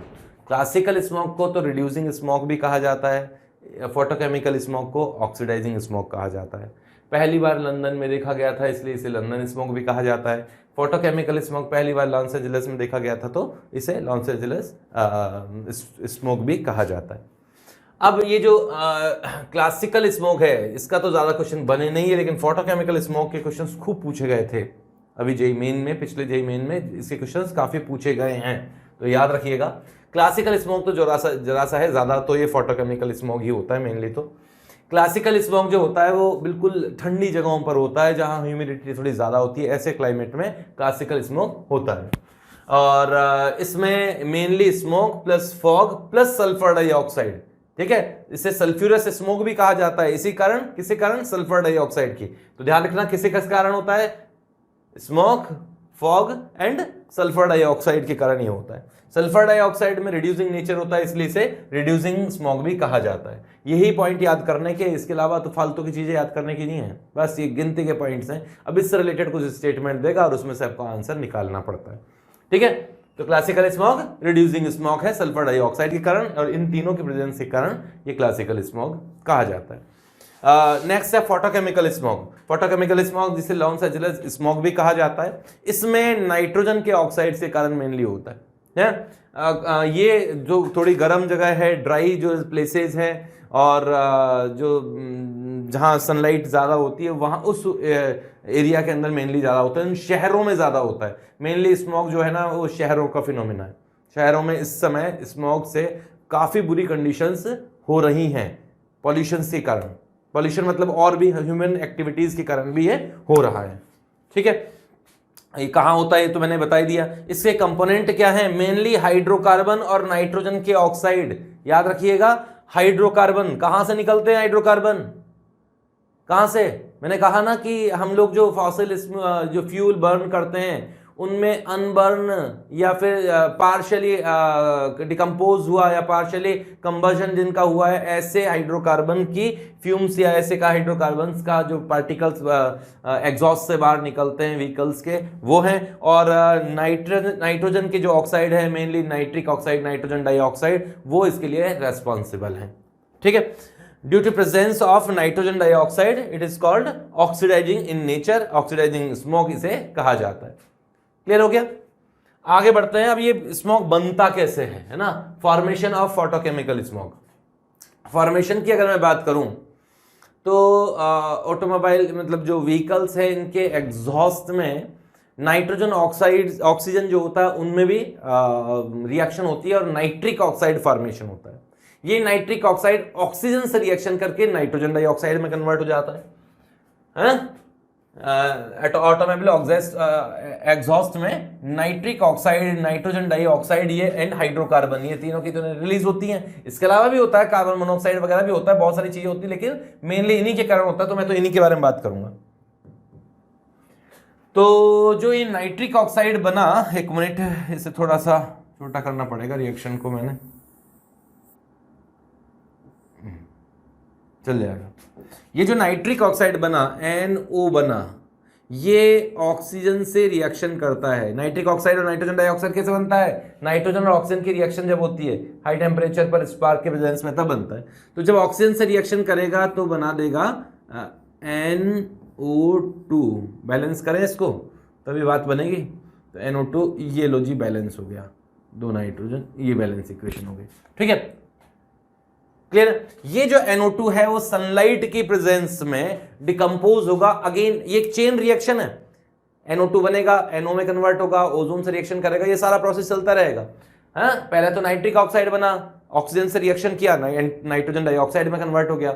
जो नाइट्रोजन डाइऑक्साइड बना है या और डायरेक्ट बना है या इनडायरेक्ट बना है, वो सनलाइट की प्रेजेंस में डिकम्पोज होता है, अगेन नाइट्रिक ऑक्साइड में कन्वर्ट होता है और एक नया ऑक्सीजन एटम में कन्वर्ट हो जाता है। ये ऑक्सीजन एटम हाईली रिएक्टिव होंगे, ऑक्सीजन एटम के फॉर्म में थोड़ा रहता है, तो ये एयर में जो ऑक्सीजन मॉलिक्यूल्स है उनसे रिएक्शन करके कन्वर्ट हो जाएगा ओजोन में। अब ये जो नाइट्रिक ऑक्साइड बना है वो भी इतना ज्यादा स्टेबल नहीं होता, ओजोन भी बहुत ज्यादा स्टेबल नहीं होता, अनस्टेबल है थर्मोडायनेमिकली। तो ये दोनों आपस में रिएक्शन करेंगे। नाइट्रिक ऑक्साइड ने ओजोन से रिएक्शन किया, ओजोन का ऑक्सीजन ले लिया, अगेन नाइट्रोजन डाइऑक्साइड बना, ऑक्सीजन बना, और ये चेन रिएक्शन इसी तरह से लगातार चलती रहती है। ये जो नाइट्रोजन डाइऑक्साइड है, इसके कारण ये ब्राउन कलर की गैस है, इसी के कारण जो स्मॉग होता है वो ब्राउन कलर का सा दिखाई देता है। ठीक है, अब क्या होगा आगे? अब ये होगा, ये जो नाइट्रोजन डाइऑक्साइड है और ऑक्सीजन जो है ये टॉक्सिक गैसेज है, ओजोन जो है वो टॉक्सिक गैसेज है। ऑक्सीडेशन करेंगे ये, ठीक है, किसका ऑक्सीडेशन करेंगे? ये ऑक्सीडेशन करेंगे जो हाइड्रोकार्बन्स निकलते हैं व्हीकल्स से, उनका ऑक्सीडेशन करेंगे। अब जैसे कि मीथेन निकला है ना व्हीकल्स से, अनबर्न होकर ये बाहर निकला, तो जैसे ओजोन ने इसका किया ऑक्सीडेशन और क्या बना दिया? फॉर्मेल्डिहाइड। ये फॉर्मेल्डिहाइड और आगे रिएक्शन करके ये बनाता है एक्रोलीन, और आगे रिएक्शन करके ये बनाता है PAN। PAN का मतलब है पर ऑक्सी बॉन्ड है ना इसमें, तो इसका नेम है पर ऑक्सी, याद रखने पड़ेंगे ये नेम, पर ऑक्सी एसिटाइल नाइट्रेट, शॉर्ट में पैन इसे कहा जाता है। ये बना देते हैं। अब इन कंपाउंड्स के कारण ही बहुत ज़्यादा जो होता है वो पॉल्यूशन क्रिएट होता है, ये बहुत हार्मफुल होते हैं, है ना। तो इसमें जो प्राइमरी जो गैसेस हैं जिनके कारण जैसे मान लीजिए स्मोक को आपको रोकना है तो 2 इसके प्रिकॉशंस है। मेनली जो प्राइमरी है वो तो है नाइट्रोजन डाइऑक्साइड और हाइड्रोकार्बन, और इन हाइड्रोकार्बन का ऑक्सीडेशन होता है ओजोन, और फिर आगे ये मेनली जो बनता है ना PAN, आगे रिएक्शन करने के बाद में ये हार्मफुल होते हैं। ठीक है, तो इसमें जो जो कंपाउंड्स यूजफुल हैं, यूज हुए हैं, उनको आपको याद रखना पड़ेगा। स्टार्टिंग में नाइट्रोजन डाइऑक्साइड जो बना, उससे ओजोन भी बना, ओजोन की रिएक्शन से वापस नाइट्रोजन डाइऑक्साइड बना, और जो हाइड्रोकार्बन है उनके ऑक्सीडेशन से ऑर्गेनिक कंपाउंड बने, इसमें फॉर्मेल्डिहाइड बना, फॉर्मेल्डिहाइड से आगे एक्रोलीन बना, और आगे पैन मतलब पॉली नहीं, पर ऑक्सी एसिटाइल नाइट्रेट फॉर्मेशन हुआ। ये स्मोक के मेन रीजंस हैं। ठीक है, पॉल्यूशन हो गया। अब इस पॉल्यूशन से नुकसान क्या क्या हुआ? नुकसान तो यही है कि तुम्हें सांस नहीं ली जाएगी, है ना, और लंग्स की कुछ प्रॉब्लम्स हो जाएगी। तो इसके जो हार्मफुल जो इफेक्ट हैं वो रेस्पिरेटरी प्रॉब्लम्स हैं, सांस नहीं लिया जाता, लंग्स सिकुड़ जाते हैं, लंग्स सिकुड़ जाएगा तो अंदर आप सांस नहीं रोक पाओगे, है ना। ऑक्सीजन की कमी भी होगी बॉडी के अंदर धीरे धीरे। जब ऑक्सीजन की कमी होगी तो सिर में ऑक्सीजन मतलब आपके ब्रेन में ऑक्सीजन नहीं पहुंचेगी तो सर दर्द भी होगा, है ना। चेस्ट में पेन होता है क्योंकि जकड़न हो जाती है ना। अंदर मैंने कहा ना लंग्स जो होते हैं वो इसमें डिक्रीज हो जाते हैं, उनमें फैलाव जो होता है वो कम होने लगता है थोड़ा थोड़ा। आँखों में इरिटेशन करते हैं। ये जो ओजोन है और ये NO2 गैस है, ये तो आँखों के लिए काफ़ी इरिटेटिंग होते हैं, बिल्कुल रेडिसनेस टाइप की आँखों में आ जाती है। क्रॉप्स के लिए तो होते ही हैं। क्रॉप्स जो होती हैं उनमें लीव फोटोसिंथेसिस थोड़ा कम हो जाता है क्योंकि सनलाइट ही प्रॉपरली नहीं पहुंच पाती इनकी प्रेजेंस में। और जो इसके जो स्टोमास होते हैं, स्टोमा भी थोड़े सिकुड़ जाते हैं। स्टोमा मतलब जो लीव्स जो होते हैं ना, उनके बीच में जो एयर पास होने के लिए जो छोटे छोटे छेद होते हैं वो स्टोमास कहलाते हैं, उनमें भी थोड़ा सा जो होता है क्या नाम है डिक्रीमेंट आ जाता है। रबर वगैरह जो भी हैं एटमॉस्फेयर में, जब उन पर ये जो रबर है ना वो कटने लगते हैं, धीरे धीरे बिल्कुल फट जाते हैं, क्रैक्स इनमें आ जाते हैं, तो इस तरह की कुछ प्रॉब्लम्स हैं। तो ये फोटोकेमिकल स्मोक के कारण ऐसा कुछ होता है। अगर फोटोकेमिकल स्मोक को रोकना है तो नाइट्रिक ऑक्साइड बनाना छोड़ दो, मतलब किसी भी तरह से नाइट्रोजन डाइऑक्साइड ना बने, किसी तरह से जो हाइड्रोकार्बन आप रिलीज कर रहे हो वो एटमॉस्फेयर में ना जाए, तो उसका कोई उपाय करो, और जाए तो नाइट्रोजन डाइऑक्साइड को ख़त्म करने का उपाय करो। तो इसके लिए मेनली तो जो ऑटोमोबाइल के जो एग्जॉस्ट हैं, जो इनके साइलेंसर वगैरह होते हैं, उन एग्जॉस्ट में कैटलिस्ट का यूज़ किया जाता है। कैटलिस्ट इस तरह के यूज़ किए जाते हैं जिससे कि जो फ्यूल है उसका कंबशन सही से हो, वहाँ नाइट्रोजन ऑक्साइड्स ना बने, नाइट्रोजन के ऑक्साइड्स ना बने, वहाँ जो भी हाइड्रोकार्बन्स हैं उनका कंबशन हो जाए, जल्दी से वो CO2 में कन्वर्ट हो जाए। इस तरह से आजकल अच्छे ऑटोमोबाइल्स में इसका यूज़ किया जा रहा है। पहला तो ये। दूसरा, कुछ प्लांट्स हैं, उनके नेम देख लीजिएगा आप लोग, है ना। एक तो पाइनस तो मुझे याद है, पाइनस है, नेम तो मैंने देख के इसकी स्ट्रक्चर्स ली थी नेट से। तो कुछ प्लांट्स हैं, इन प्लांट्स का भी यूज़ करें, इनका यूज़ करें तो भी ये नाइट्रोजन के ऑक्साइड्स को मेटाबॉलिज्म में यूज़ कर लेते हैं, तो भी स्मॉग जो होता है वो काफ़ी कम हो जाता है। लेकिन फिर भी स्मॉग तो बना हुआ ही है लगातार, क्योंकि ये जो पॉल्यूशन, एयर पॉल्यूशन हम लोग ऑटोमोबाइल देख लो, स्टार्टिंग से ऑटोमोबाइल के भी बारे में बात कर रहा हूँ, उसका यूज़ कम करना पड़ेगा, है ना। अब उसका यूज़ कम करने के लिए तो मुझे लगता है कि आज जो व्हीकल्स हैं वही सबसे ज़्यादा यूज़फुल हैं, क्योंकि आप चाहे कितना ही कारपूल कर लो, चाहे कितना ही पब्लिक ट्रांसपोर्ट का यूज़ कर लो, ये इतना पॉपुलेशन है कि इस तरह का जो स्मोक है ये तो निकलता ही रहेगा। तो मुझे लगता है कि मैं तो काफ़ी ज़्यादा एक्साइटेड हूँ कि जो इलेक्ट्रॉनिक अब जो व्हीकल्स आएंगे आने वाले 5 या 10 साल के अंदर, काफ़ी कुछ इनको रिप्लेस कर देंगे जो पुराने व्हीकल्स हैं, और हो सकता है हमें अच्छी हवा में सांस लेने का भी मौका मिले।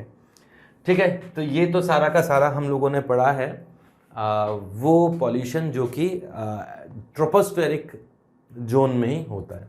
अब हम ट्रोपोस्फेरिक जोन से थोड़ा ऊपर बढ़ते हैं, स्ट्रेटोस्फेरिक जोन में किस तरह के पॉल्यूशंस होते हैं उनके बारे में बात करते हैं। ठीक है, अब ट्रोपोस्फेयर से ऊपर स्ट्रेटोस्फेरिक पॉल्यूशन की हम लोग बात करते हैं। आपको मैंने बताया था कि 10 किलोमीटर से लेकर 50 किलोमीटर का जो रेंज है वो कहलाता है स्ट्रेटोस्फेयर, जिसमें मेनली मैंने आपको बताया था कि नाइट्रोजन भी है, ऑक्सीजन भी है और ओजोन भी अच्छी खासी अमाउंट में है। ये ओजोन स्फीयर, मतलब जो आपको बताया ना, जिस एयर लेयर में, अपर लेयर जो है उसमें ओजोन का अमाउंट अच्छा खासा है, इस ओजोन स्फीयर के कारण ही सनलाइट से आने वाली harmful UV radiation, ultra violet radiation approximate 99.9% तक इसी लेयर में एब्जॉर्ब हो जाती है। अर्थ पर नेग्लिजिबल अमाउंट में यूवी रेडिएशन आती है। ये यूवी रेडिएशन हार्मफुल है हर किसी लाइफ, मतलब ह्यूमन लाइफ के लिए, एनिमल लाइफ के लिए, प्लांट्स के लिए, एक्वेटिक लाइफ के लिए, सबके लिए हार्मफुल है। इस हार्मफुल रेडिएशन को एब्जॉर्ब करने वाली ये जो रक्षा प्रणाली है एटमॉस्फेयर की, वो है ओजोन लेयर। अब ये ओजोन लेयर कैसे बनती है, कैसे हम लोगों ने किसी तरीके से इसे डिप्लीशन किया है, इसको ख़त्म करने की कोशिश की है अनजाने में ही, उसके बारे में बात करते हैं। तो ये तो मैंने बता ही दिया, स्ट्रेटोस्फेयर में अच्छी खासी अमाउंट में ओजोन होती है। ये ओजोन प्रोटेक्ट करती है हार्मफुल यूवी रेडिएशन से, जिनका वेवलेंथ है 255 नैनोमीटर। ये तो नॉर्मल बात हुई। अब ये ओजोन लेयर बनती कैसे है, किस तरीके से ये यूवी रेडिएशन को एब्जॉर्ब करती है। देखो, ओजोन जो गैस है उसका बनने का जो प्रोसेस है एक इक्विलिब्रियम वाला प्रोसेस है, मतलब ओजोन बनना टूटना ये इस लेयर में होता रहता है। जो स्ट्रेटोस्फेयर में जो ऑक्सीजन है वो सनलाइट में यूवी रेडिएशन को एब्जॉर्ब कर लेती है, और इस एब्जॉर्प्शन के कारण इसमें होमोलाइसिस होता है, जिससे ऑक्सीजन फ्री रेडिकल्स बनते हैं एटॉमिक फॉर्म में। ऑक्सीजन के molecule, gaseous molecule atomic oxygen के रेडिकल में डिसोशिएट हो जाती है यूवी रेडिएशन को एब्जॉर्ब करके। ये हाईली रिएक्टिव ऑक्सीजन के atomic radicals oxygen radicals oxygen gas से O2 से डाई ऑक्सीजन से रिएक्शन करते हैं और ओजोन में कन्वर्ट होते हैं। ये भी यूवी रेडिएशन को एब्जॉर्ब करते हैं। अब ये थर्मोडायनेमिकली अनस्टेबल होता है ये ओजोन, मतलब तुरंत टूटेगा। अगेन यूवी रेडिएशन को एब्जॉर्ब करके ये टूटता है और ओ रेडिकल बनता है और ये प्रोसेस लगातार चलता रहता है। एक इक्विलिब्रियम यहाँ बैठा हुआ है इस लेयर में, एक इक्विलिब्रियम स्टेबल हो जाता है और इस इक्विलिब्रियम में ओजोन की कॉन्सेंट्रेशन काफ़ी कुछ फिक्स सी हो जाती है, मतलब उसका बनना बिगड़ना ये चलता रहता है। इस प्रोसेस में ही ऑक्सीजन ये जो यूवी रेडिएशन है इसका एब्जॉर्प्शन हो जाता है, नीचे तक अर्थ तक ये रेडिएशन नहीं पहुँच पाती। अब हम लोगों ने कुछ ऐसे केमिकल्स प्रोड्यूस किए हैं, हम लोग ऐसे कुछ केमिकल्स का यूज़ करते हैं अपनी लाइफ में, डेली लाइफ में, जो इस ओजोन का जो फॉर्मेशन का या ये जो इक्विलिब्रियम चल रहा है इसको डिस्टर्ब कर देता है, जिससे ओजोन का फॉर्मेशन कंपैरेटिवली कम हो जाता है, कई बार रुक जाता है, कई बार ओजोन बनी हुई ओजोन को ही ख़त्म कर दिया जाता है। उसके बारे में बात करते हैं। ओजोन डिप्लेशन के लिए मेनली जो रेस्पॉन्सिबल है, वैसे तो ह्यूमन ही रेस्पॉन्सिबल है ना, नेचर का कोई प्रोसेस इसके लिए रेस्पॉन्सिबल नहीं है। इसके लिए रेस्पॉन्सिबल है क्लोरोफ्लोरोकार्बन गैस, जिसे फ्रेओन्स भी कहा जाता है। इसे कहा जाता है फ्रेओन्स। क्लोरोफ्लोरोकार्बन जिसमें कार्बन है, जैसे मान लीजिए एल्केन है मीथेन, और मीथेन से सारे हाइड्रोजन्स को हटाकर आपने 2 फ्लोरीन लगा दिए, 2 क्लोरीन लगा दिए, या क्लोरीन 1 लगा दिया, फ्लोरीन 3 लगा दिए। इस तरीके से ऐसा कोई भी कंपाउंड जिनमें कार्बन, फ्लोरीन और क्लोरीन हो उन्हें फ्रेओन्स कहा जाता है। ठीक है, कई तरह के फ्रेओन्स होते हैं। ये फ्रेओन्स गैस होती हैं, ये गैसेस यूज़ की जाती है चिलिंग इंडस्ट्रीज़ में, ऐसे ऑपरेटस में, ऐसे इंस्ट्रूमेंट्स में जहाँ ठंडा करना हो, कंप्रेशन करके जो भी प्रोसेस है इसे ठंडे करने में यूज़ किया जाता है। जैसे रेफ्रिजरेटर है उसमें ये फ्रेओन गैसेज ही होती है। एयर कंडीशन है, एयर कंडीशन में फ्रेओन गैसेज होती है। इसके अलावा जो कुछ इंडस्ट्रीज़ हैं कंप्यूटर वगैरह साफ़ करने के लिए क्लीनिंग एजेंट वगैरह के फॉर्म में भी फ्रेओन्स का यूज़ किया जाता है। अच्छा, ये जो घर में हम लोग यूज़ करते हैं फ्रिज वगैरह, एयर कंडीशन, ये तो ठीक है, लेकिन इससे भी लार्ज अमाउंट में यूज़ किया जाता है, बड़ी इंडस्ट्रीज़ में इसका यूज़ किया जाता है। जैसे मिल्क चिलिंग प्लांट्स है, जहाँ दूध को ठंडा करके रखा जाता है और एक जगह से दूसरी जगह भेजा जाएगा तो लो टेम्परेचर पे भेजा जाएगा। या फिर आइस फैक्ट्रीज़ हैं तो वहाँ आइस बनाई जाती है, तो फ्रेओन के प्लांट्स होते हैं। हालांकि अमोनिया के प्लांट्स का भी यूज़ किया जाता है, अमोनिया गैस का भी यूज़ किया जाता है, बट फ्रेओन ज़्यादा इफेक्टिव होती है ठंडा करने के लिए, इसलिए फ्रेओन का यूज़ अच्छा खासा किया जाता है। अब ये गैस इन प्लांट्स से निकलेगी तो सही, समय के साथ साथ किसी न किसी से गैस की कम हुई या उनके जो कंप्रेशर्स हैं उनको सफाई की गई या उनमें नई गैस डाली गई, इस प्रोसेस के अंदर गैस तो निकलती है। ये गैस अनरिएक्टिव गैस है, रिएक्शन नहीं करती है कि भैया अपने आप रिएक्शन कर लिया किसी न किसी से। अनरिएक्टिव गैस है, एटमॉस्फेयर में घूमती रहेगी बहुत दिनों तक, धीरे धीरे धीरे धीरे ऊपर भी बढ़ेगी। जब ये ऊपर की ओर जाती है स्ट्रेटोस्फेयर में, तो वहाँ यूवी रेडिएशन की प्रेजेंस में इसमें डिकम्पोजिशन होता है। ऐसे नीचे तो नहीं होता है क्योंकि यहाँ तक यूवी रेडिएशन पहुँचती नहीं है, लेकिन ऊपर स्ट्रेटोस्फेयर में जहाँ यूवी रेडिएशन है वहाँ तक पहुँचती है, उसकी प्रेजेंस में इसमें डिकम्पोजिशन होता है और ये डिकम्पोजिशन ओजोन के लिए ही नुकसान कर देता है। जैसे मान लीजिए ये एक क्लोरोफ्लोरोकार्बन है, एक सिंपल सा क्लोरोफ्लोरोकार्बन लिया है, CFC लिया है। ये यूवी रेडिएशन को एब्जॉर्ब करता है और इसमें कार्बन और क्लोरीन जो बॉन्ड है, एक कार्बन है, 2 फ्लोरीन है और 2 क्लोरीन है। मान लीजिए एक बॉन्ड डिसोशिएट हो गया, मान लीजिए क्या एक बॉन्ड डिसोशिएट होता है, क्लोरीन रेडिकल्स बन जाते हैं, कुल मिला के यहाँ क्लोरीन रेडिकल्स बन जाते हैं। ठीक है, ये जो क्लोरीन रेडिकल बना, इसमें होमोलाइसिस हुआ, कार्बन रेडिकल बना, क्लोरीन रेडिकल बना। ये क्लोरीन रेडिकल ओजोन को पकड़कर, मतलब ओजोन के साथ रिएक्शन करता है, ओजोन का डिसोसिएशन करेगा, ओजोन में से एक ऑक्सीजन रेडिकल को एब्जॉर्ब कर लेगा, RO रेडिकल बना, है ना, हाइपोक्लोरो रेडिकल बना एक तरह से, या ऑक्सीक्लोरो रेडिकल बना और ऑक्सीजन गैस बनी। एक तो ओजोन को खत्म कर दिया, ऊपर से ये जो रेडिकल बना है, क्लोरो ऑक्सी रेडिकल जो बना है, ये नेसेट ऑक्सीजन जो यहाँ बनी थी, ये ऑक्सीजन रेडिकल जो है बने थे, उसके साथ रिएक्शन करके O2 और क्लोरीन रेडिकल वापस देता है। मतलब देखो डबल नुकसान हो रहा है। कैसे? एक तो जो क्लोरीन रेडिकल बने हैं वो बना, जो ओजोन मौजूद है उस एरिया में, एक तो उस ओजोन को खत्म कर रहा है, और जो ओ रेडिकल्स यहाँ पर सनलाइट की प्रेजेंस में ऑक्सीजन के डिसोसिएशन से बनते थे, जो कि आगे ऑक्सीजन से रिएक्शन करके ओजोन बनाएंगे, उन ओ रेडिकल्स को भी ये खत्म कर रहा है। और वापस उसी रिएक्शन में, ऐसा भी नहीं कि क्लोरीन खत्म हो गया हो, अभी भी खत्म नहीं हुआ, क्लोरीन अगेन तैयार है बन के वापस क्लोरीन इस ओजोन को खत्म करने के लिए। मतलब एक तो ओजोन बनी बनाई है उसको भी खत्म कर रहा है, और दूसरी जो ओजोन बनाएगा ओ रेडिकल उसको भी खत्म कर रहा है, और क्लोरीन रेडिकल वापस तैयार है और दूसरे ओजोन को खत्म करने के लिए। तो ये प्रोसेस लगातार चलता जाता है, और इस प्रोसेस के कारण ओजोन की लेयर जो है वो अब एटमॉस्फेयर से कम होने लगी है, जिसके दुष्प्रभाव आपको हो सकता है देखने को मिल रहे हों, आपने कभी ऑब्जर्व नहीं किया हो। बहुत से है अभी हार्मफुल इफेक्ट्स की और भी बढ़ेंगे हम लोग, ठीक है।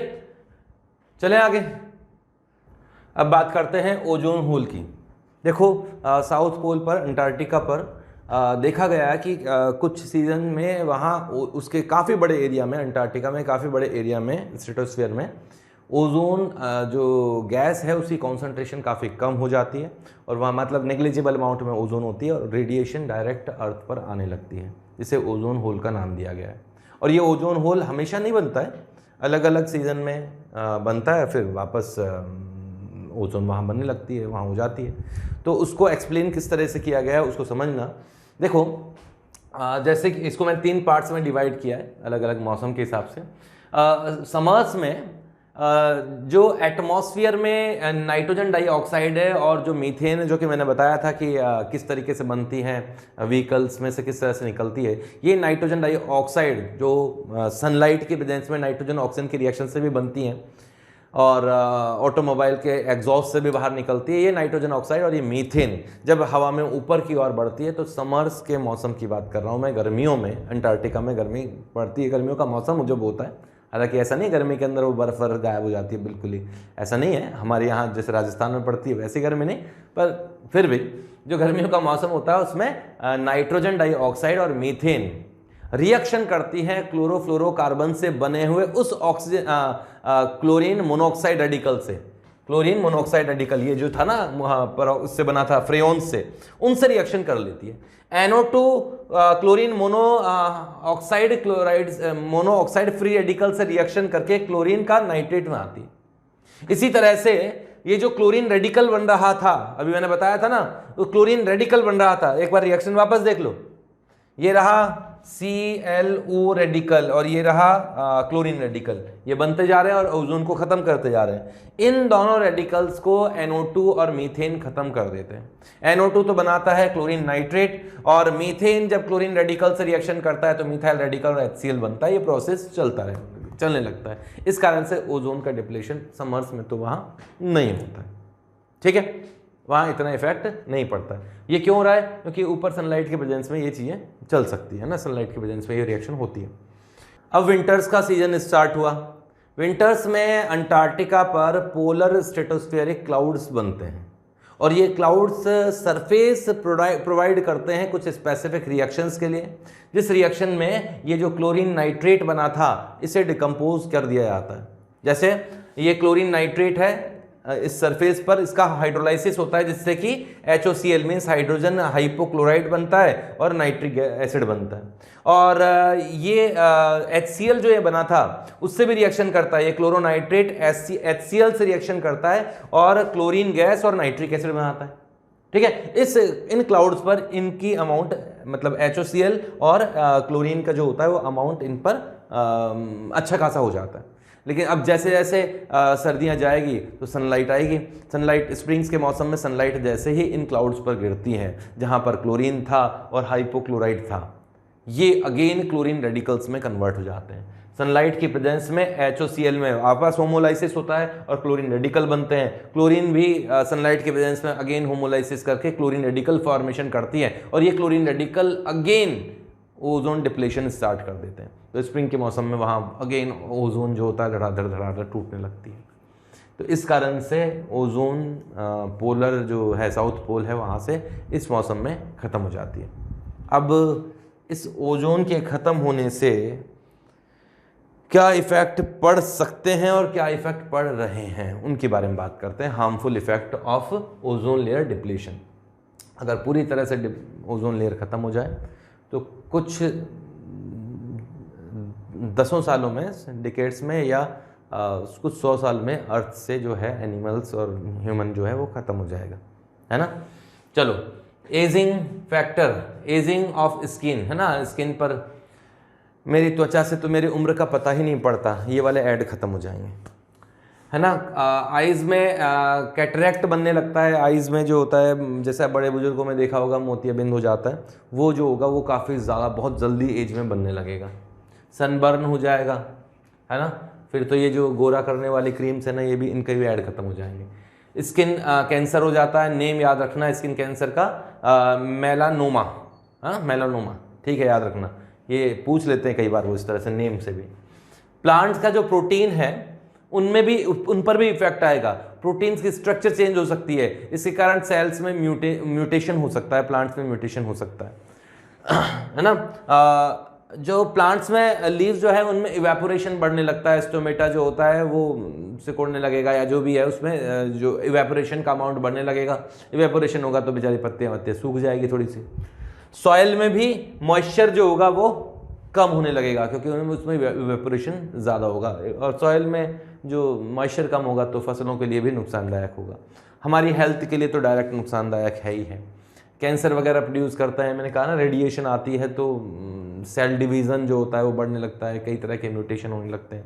तो इस तरीके से यूवी रेडिएशन नुकसान करती है प्लांट्स को, एनिमल्स को, ह्यूमन को, हर तरीके से।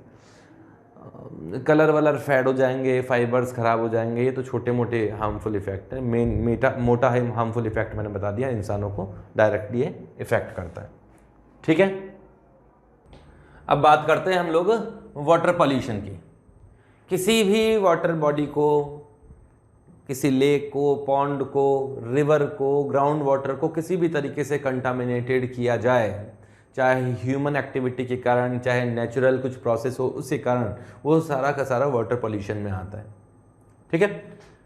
तो वो मैंने बता ही दिया है। अच्छा, point source of pollution and non point source of solution, इसका मतलब समझना कि अगर कोई इजीली आइडेंटिफाइड सोर्स है जहाँ जिससे आइडिया लगाया जा सकता है कि हाँ भाई जो ये नदी है, ये रिवर का पानी है, किस तरीके से कहाँ कहाँ कंटामिनेटेड हो रहा है, कहाँ कहाँ पॉल्यूटेड हो रहा है। जैसे डोमेस्टिक सीवेज है, हमें पता है कि किन किन शहरों के जो नाले हैं वो रिवर्स में खोले जाते हैं, तो उनको आइडेंटिफाई किया जा सकता है और वहाँ उन्हें वाटर ट्रीटमेंट प्लांट से थोड़ा बहुत साफ वगैरह किया जा सकता है, तो वो आइडेंटिफाइड है, उन्हें पॉइंट सोर्स कहा जाता है। नॉन पॉइंट सोर्स जो है जिनको ईजिली आइडेंटिफाई नहीं किया जा सकता, जैसे रेन वाटर है।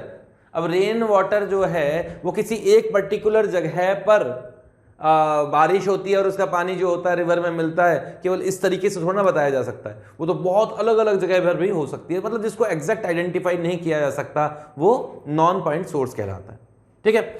और जो वाटर पॉल्यूशन के जो कॉज की अगर मैं बात करूं तो कई तरह के कॉज हैं। मेनली हम लोग पैथोजेंस पढ़ेंगे, पैथोजेंस के कारण वाटर पॉल्यूशन किस तरह से होता है, उससे क्या क्या साइड इफेक्ट्स हैं। ऑर्गेनिक वेस्ट के कारण क्या होता है, केमिकल पॉल्यूटेंट कौन कौन से होते हैं, ठीक है। तो पहला पढ़ते हैं पैथोजेंस। इसमें फर्स्ट है पैथोजेंस, लिखा हुआ है मोस्ट सीरियस वाटर पॉल्यूशन।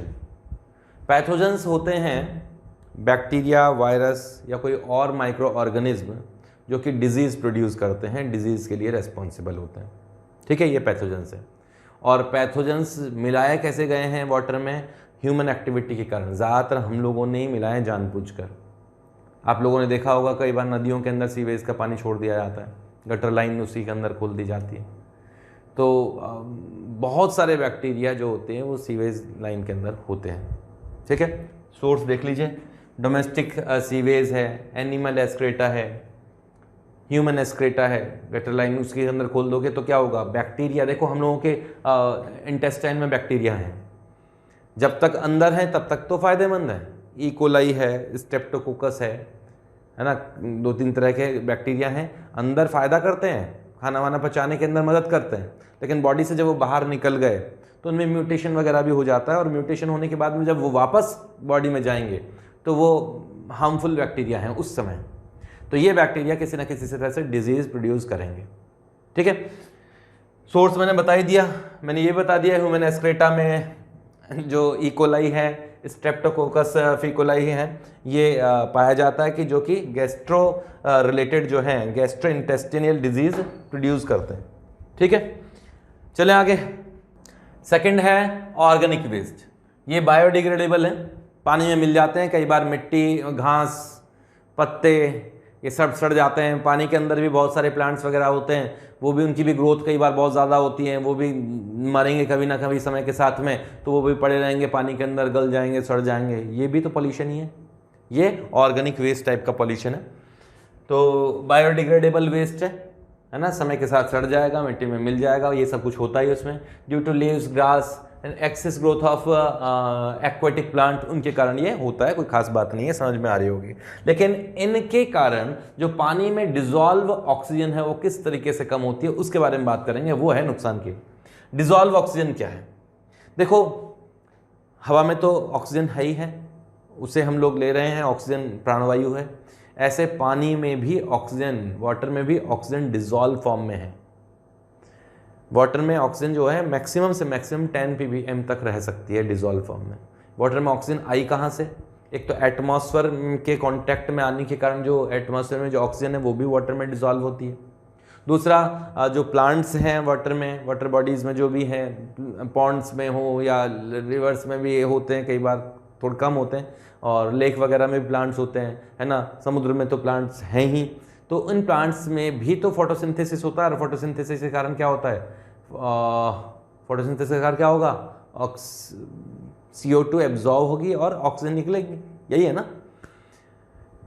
इस ऑक्सीजन को ही कहा जाता है डिजॉल्व ऑक्सीजन। जो पानी में डिजॉल्व ऑक्सीजन है वो एक्वेटिक लाइफ के लिए बहुत ज़रूरी है, प्लांट्स के लिए भी ज़रूरी है। अंदर वो CO2 रिलीज एब्जॉर्ब करता है, CO2 भी है वहाँ डिजॉल्व फॉर्म में, और O2 भी रिलीज करता है, और जो O2 रिलीज करता है पानी में जो ऑक्सीजन है उसका वापस कंजप्शन होता है प्लांट्स में। कैसे? रेस्पायरेशन में। रेस्पायरेशन भी तो करते हैं वो, हालांकि कंपैरेटिवली रेस्पायरेशन में ऑक्सीजन की ज़रूरत कम होती है और ऑक्सीजन रिलीज ज़्यादा करते हैं फोटोसिंथेसिस में। बट रात का टाइम है, तो रात का टाइम में तो केवल रेस्पायरेशन ही होगा, फोटोसिंथेसिस थोड़ी ना होगा, है ना। फिशेज वगैरह को भी ऑक्सीजन की ज़रूरत होती है, ये ही डिजॉल्व ऑक्सीजन कहलाती है। क्लियर है? तो डिजॉल्व ऑक्सीजन के बारे में देख लो, मैंने बता ही दिया, एटमॉस्फेरिक ऑक्सीजन से भी डिजॉल्व ऑक्सीजन मिलती है, और जो एक्वेटिक प्लांट्स है उसमें फोटोसिंथेसिस होती है, उससे भी डिजॉल्व ऑक्सीजन जो होती है, मतलब पानी में ऑक्सीजन डिजॉल्व फॉर्म में रहती है।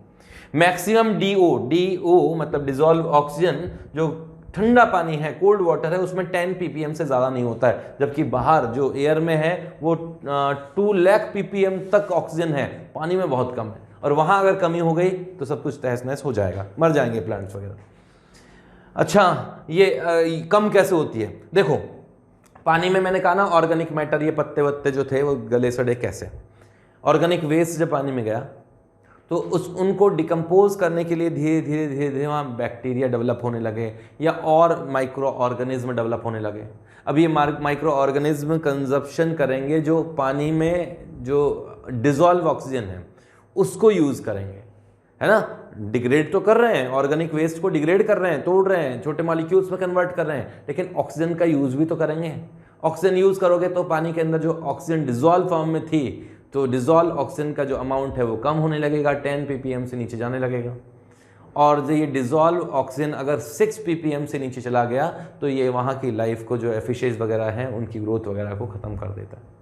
ठीक है, तो वही मैंने लिखा है, when organic matter present in water increase population of bacteria जो कि डिकम्पोज करेगी उस ऑर्गेनिक मैटर को, and they consume oxygen of water, मतलब डिजॉल्व ऑक्सीजन जो होगी वो धीरे धीरे कम होती जाएगी उन बैक्टीरियल ग्रोथ के कारण। ठीक है, डिजॉल्व ऑक्सीजन ये याद रखना, ये जितना ppm है ना, इनके क्वेश्चंस पूछे गए हैं और पूछे जाते रहे हैं और पूछे जाएंगे भी। 6 ppm से नीचे अगर चला गया डिजॉल्व ऑक्सीजन तो फिशेज वगैरह की ग्रोथ जो होती है वो रुक जाती है, खत्म हो जाते हैं। ठीक है, चले आगे। तो एक सिंपल मैं फिनोमिना बता देता हूँ कि पानी के अंदर जो ऑर्गेनिक मैटर है वो किस तरीके से पॉल्यूशन करता है। जब ऑर्गेनिक मैटर का जो पानी के अंदर है वेस्ट बढ़ता जाएगा तो माइक्रो ऑर्गेनिज्म का पॉपुलेशन भी बढ़ेगा। वो माइक्रो ऑर्गेनिज्म डिजॉल्व ऑक्सीजन को कंज्यूम करेगी, डिजॉल्व ऑक्सीजन जो होगा वो कम होता जाएगा, और हो सकता है धीरे धीरे धीरे धीरे धीरे वो जीरो लेवल तक पहुंच जाएगा। हो सकता है कि वो पहुंचेगा ही पहुंचेगा अगर बहुत ज़्यादा ऑर्गेनिक वेस्ट उसके अंदर है। 0 लेवल तक पहुंचेगा तो एक्वेटिक लाइफ खत्म हो जाएगी, ठीक है, ना तो प्लांट्स बचेंगे उसमें, ना किसी तरह की और एनिमल्स बचेंगे। अब जब ऑक्सीजन खत्म हो गई तो अब अनएरोबिक बैक्टीरिया डेवलप होंगे, एक्टिव होंगे। अनएरोबिक बैक्टीरिया का मतलब जो कि ऑक्सीजन की प्रेजेंस में, जिसे ऑक्सीजन की जरूरत नहीं है, अनएरोबिक जो बैक्टीरिया है वो डिकम्पोज करने लगेंगे उस बचे हुए ऑर्गेनिक वेस्ट को। उस ऑर्गेनिक वेस्ट को डिकम्पोज करेंगे तो कुछ ना कुछ केमिकल्स बनेंगे। अनएरोबिक जो बैक्टीरिया होता है वो भी केमिकल निकालते हैं, तो वही सड़ान पैदा कर देते हैं। कई बार आप देखो ना, नालियों के अंदर रुका हुआ पानी है, उसके अंदर बहुत दिनों से पानी पड़ा हुआ है, उसमें एल्गी वगैरह जो है, काई वगैरह लगी हुई है, वो फिर सड़ रही है, उसमें बदबू आ रही है। वो मेनली इसी प्रोसेस के कारण है, उसमें डिजॉल्व ऑक्सीजन बिल्कुल नहीं है। सारा जो ऑक्सीजन है वो सब कंज्यूम कर लिया गया है, तो उसमें स्मेल आने लगती है। और वो जो केमिकल प्रोड्यूस हुए हैं वो अगर आपकी बॉडी में गए तो वो हार्मफुल होंगे ही होंगे। ये पूरा प्रोसेस है, ठीक है। नेक्स्ट बात करते हैं बायोकेमिकल ऑक्सीजन डिमांड, जिसे बीओडी कहा जाता है। सीओडी भी होता है लेकिन अभी वो जरूरत नहीं है, बीओडी की बात करें, बायोकेमिकल ऑक्सीजन डिमांड। एक वाटर के सैंपल में आपने जितना भी लिया है उस सैंपल में बैक्टीरिया वगैरह हैं उसमें, तो वहाँ जो बैक्टीरिया है उनको कितना ऑक्सीजन की डिमांड है, कितनी ऑक्सीजन की ज़रूरत है, वो कहलाता है बायोलॉजिकल बीओडी, ठीक है। बीओडी ज़्यादा नहीं होना चाहिए, उस पानी के अंदर बैक्टीरिया ज़्यादा नहीं होने चाहिए। बैक्टीरिया ज़्यादा होंगे तो मतलब उनको ऑक्सीजन ज़्यादा चाहिए, ऑक्सीजन ज़्यादा चाहिए तो बैक्टीरिया ज़्यादा है, नुकसानदायक पानी है, उन्हीं के बारे में बात कर रहे हैं। हाँ, the amount of oxygen required by bacteria of breakdown to break down the organic matter present in certain volume of water sample is called BOD. ये बीओडी अगर 5 mm से कम है, 5 ppm से, mm से नहीं, 5 ppm से कम है तो क्लीन वाटर माना जाता है। लेकिन 17 या 17 से ज्यादा है, ये याद रखिएगा वैल्यूज, 17 ppm से अगर ज्यादा है, ppm में है ये, पार्ट पर मिलियन, तो उस केस में वो हाईली पॉल्यूटेड वाटर माना जाता है, ठीक है। ये वैल्यूज को याद रखना है आप लोगों को। तो ये तो हुआ ऑर्गेनिक वेस्ट के कारण। अब बात करते हैं केमिकल पॉल्यूटेंट के। अब केमिकल पॉल्यूटेंट तो कई तरीके से पानी में मिलाए जा रहे हैं, कितनी सारी इंडस्ट्रीज हैं वो सारा का सारा पानी के अंदर डाल देती हैं, है ना। कई बार सॉइल में भी दबा देती हैं, मिट्टी में भी दबा देती हैं।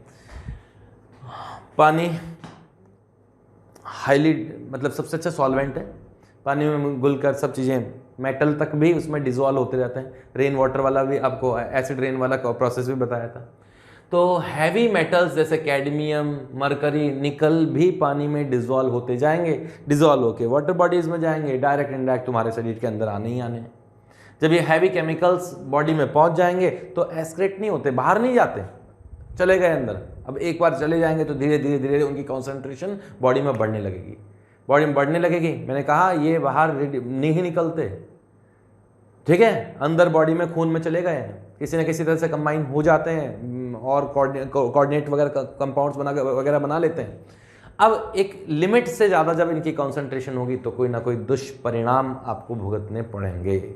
जैसे इन हैवी मेटल्स की अगर लेड वगैरह भी अगर इनकी अमाउंट ज़्यादा होती है तो किडनी वगैरह फेल हो जाती है कई बार, है ना। ये तो मैंने बता ही दिया कि बॉडी से बाहर नहीं निकलते, किडनीज को ये डैमेज करते हैं, सेंट्रल नर्वस सिस्टम जो है उसको भी डैमेज करते हैं, लीवर फेल हो जाता है इसके कारण, इनके कारण, हैवी मेटल्स के कारण, ठीक है। H2SO4 जो इंडस्ट्रीज होती है, H2SO4 जहाँ बनाया जाता है वहाँ से भी सल्फ्यूरिक एसिड, मैंने बताया भी था आप लोगों को कि सल्फ्यूरिक एसिड कैसे आता है रेन वाटर में, वो उसका अमाउंट भी अगर बढ़ने लगेगा तो डिजीज़ के अलावा, डिजीज़ तो होती ही होती हैं, उसके अलावा भी जो होगा, मैंने कहा था कि कैल्शियम कार्बोनेट जो होते हैं वो मिट्टी वगैरह जो होती है वो कटने लगती है, कैल्शियम कार्बोनेट वगैरह जो होते हैं वो जैसे मार्बल को नुकसान होता है ना।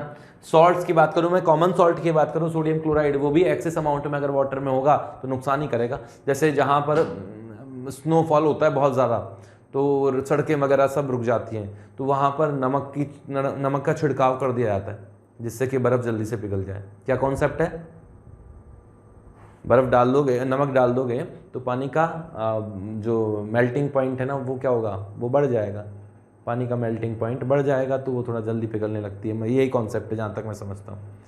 ठीक है। तो सोडियम क्लोराइड भी एक्सेस में डाल दिया जाएगा, वो फिर स्नो के साथ पानी में पिघल कर वो नदी नालों में ही आएगा, और क्या होगा। तो एक्सेस अमाउंट में तो हर चीज़ बेकार है।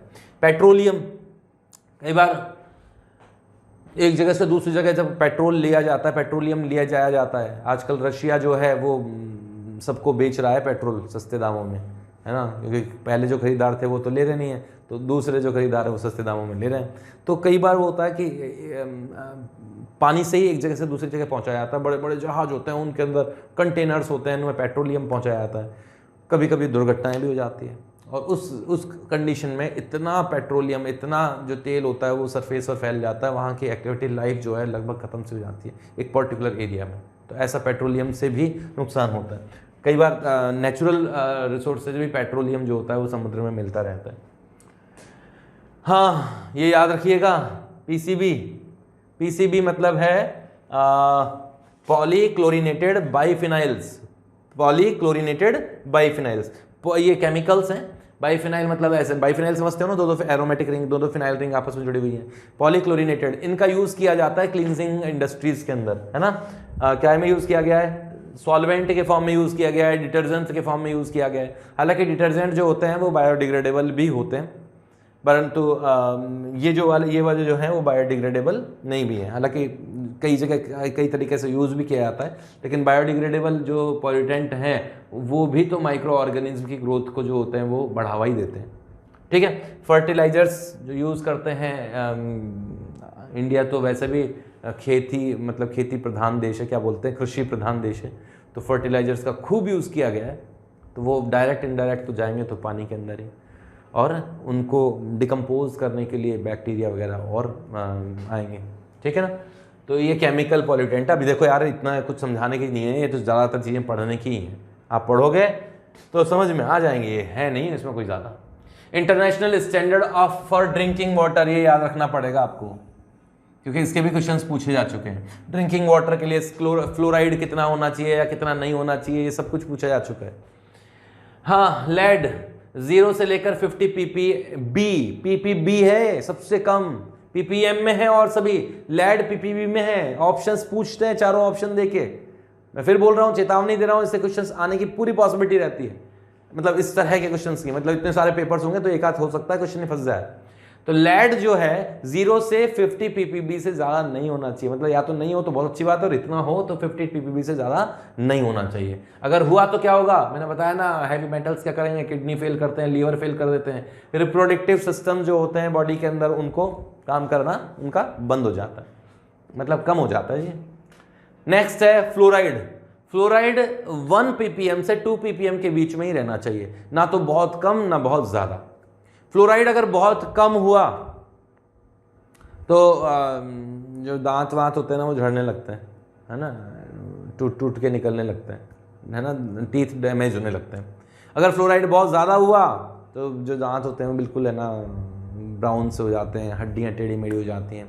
राजस्थान में जिस एरिया में हम रहते हैं वहाँ से थोड़ा सा दूरी पर जाने पर 10-20 किलोमीटर दूरी जाने पर फ्लोराइड की मात्रा बढ़ती जा रही है।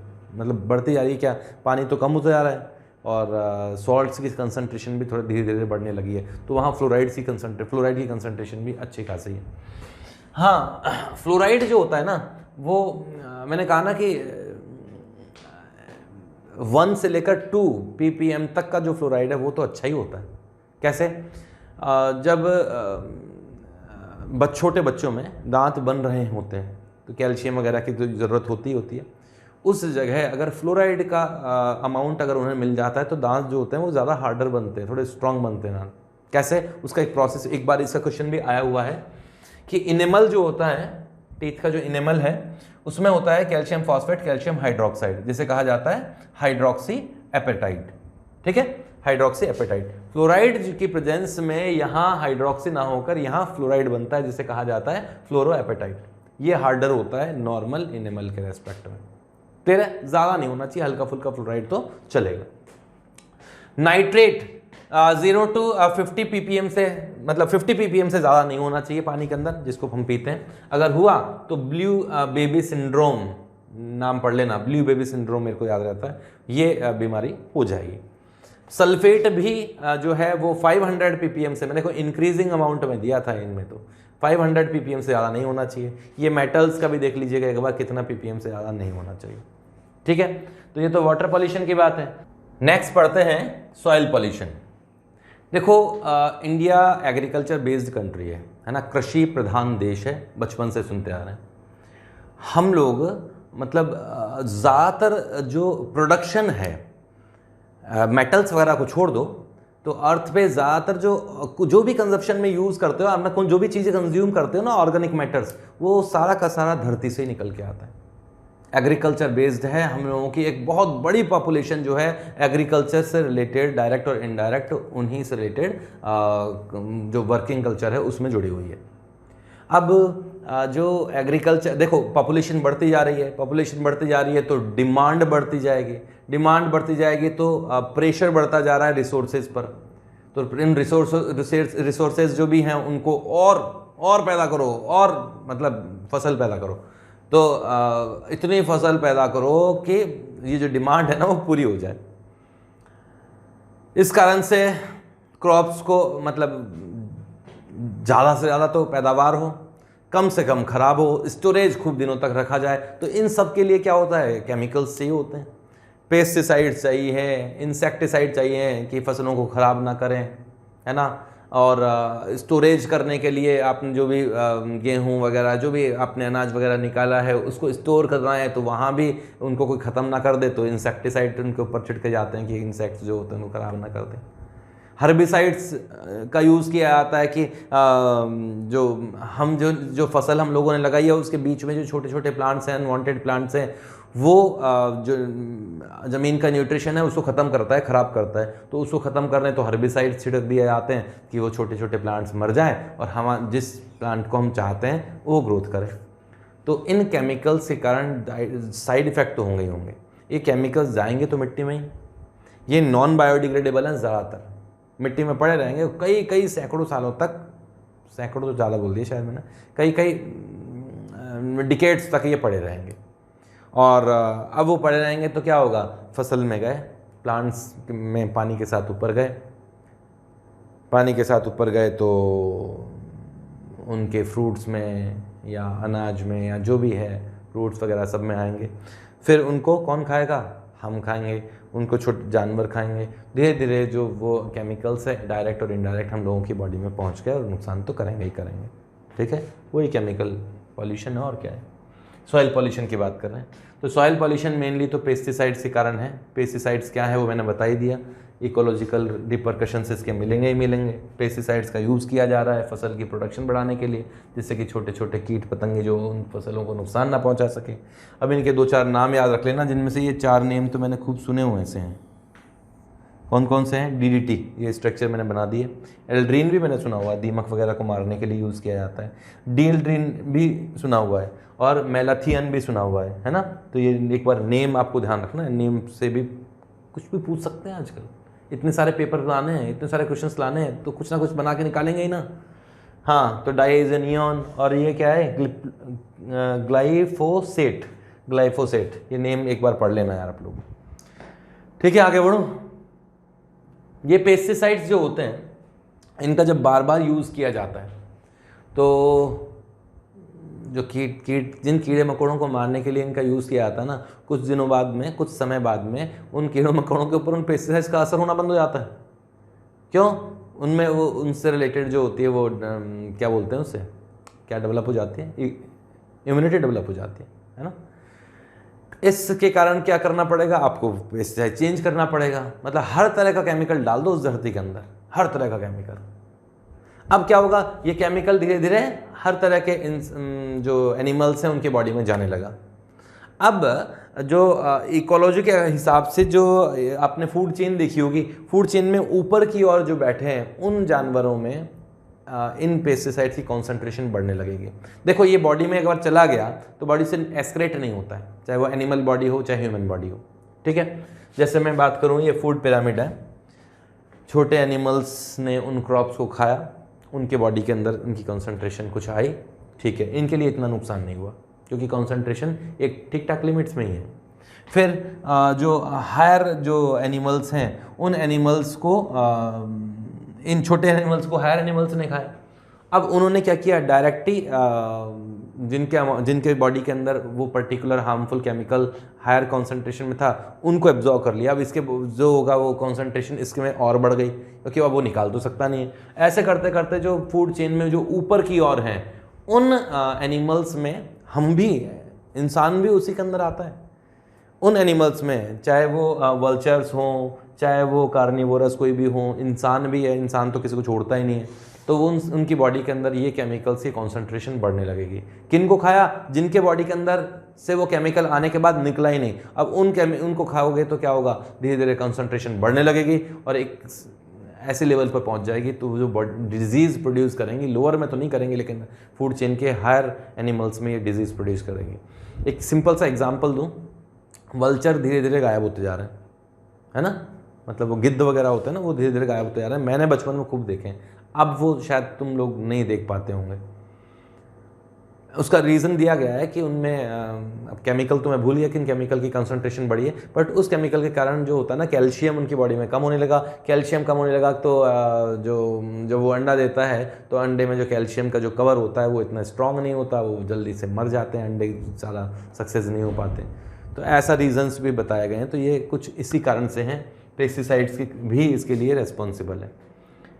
ठीक है, ये जो ज़्यादातर चीज़ें थी वो तो मैंने बोल ही दी।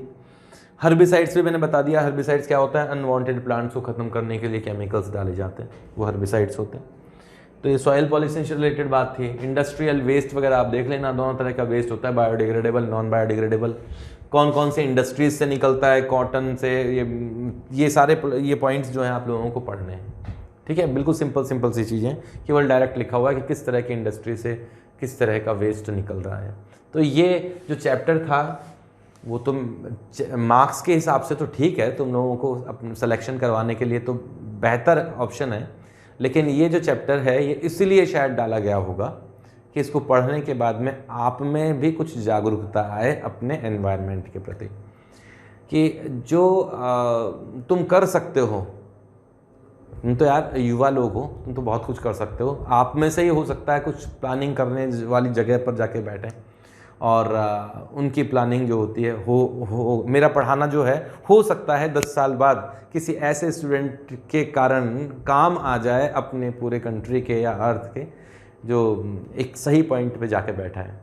क्योंकि आप लोग अगर जागरूक होंगे तो पॉल्यूशन जो होगा वो कम होगा और जो अर्थ की लाइफ है वो कंपैरेटिवली ज़्यादा होगी। Okay, all the best.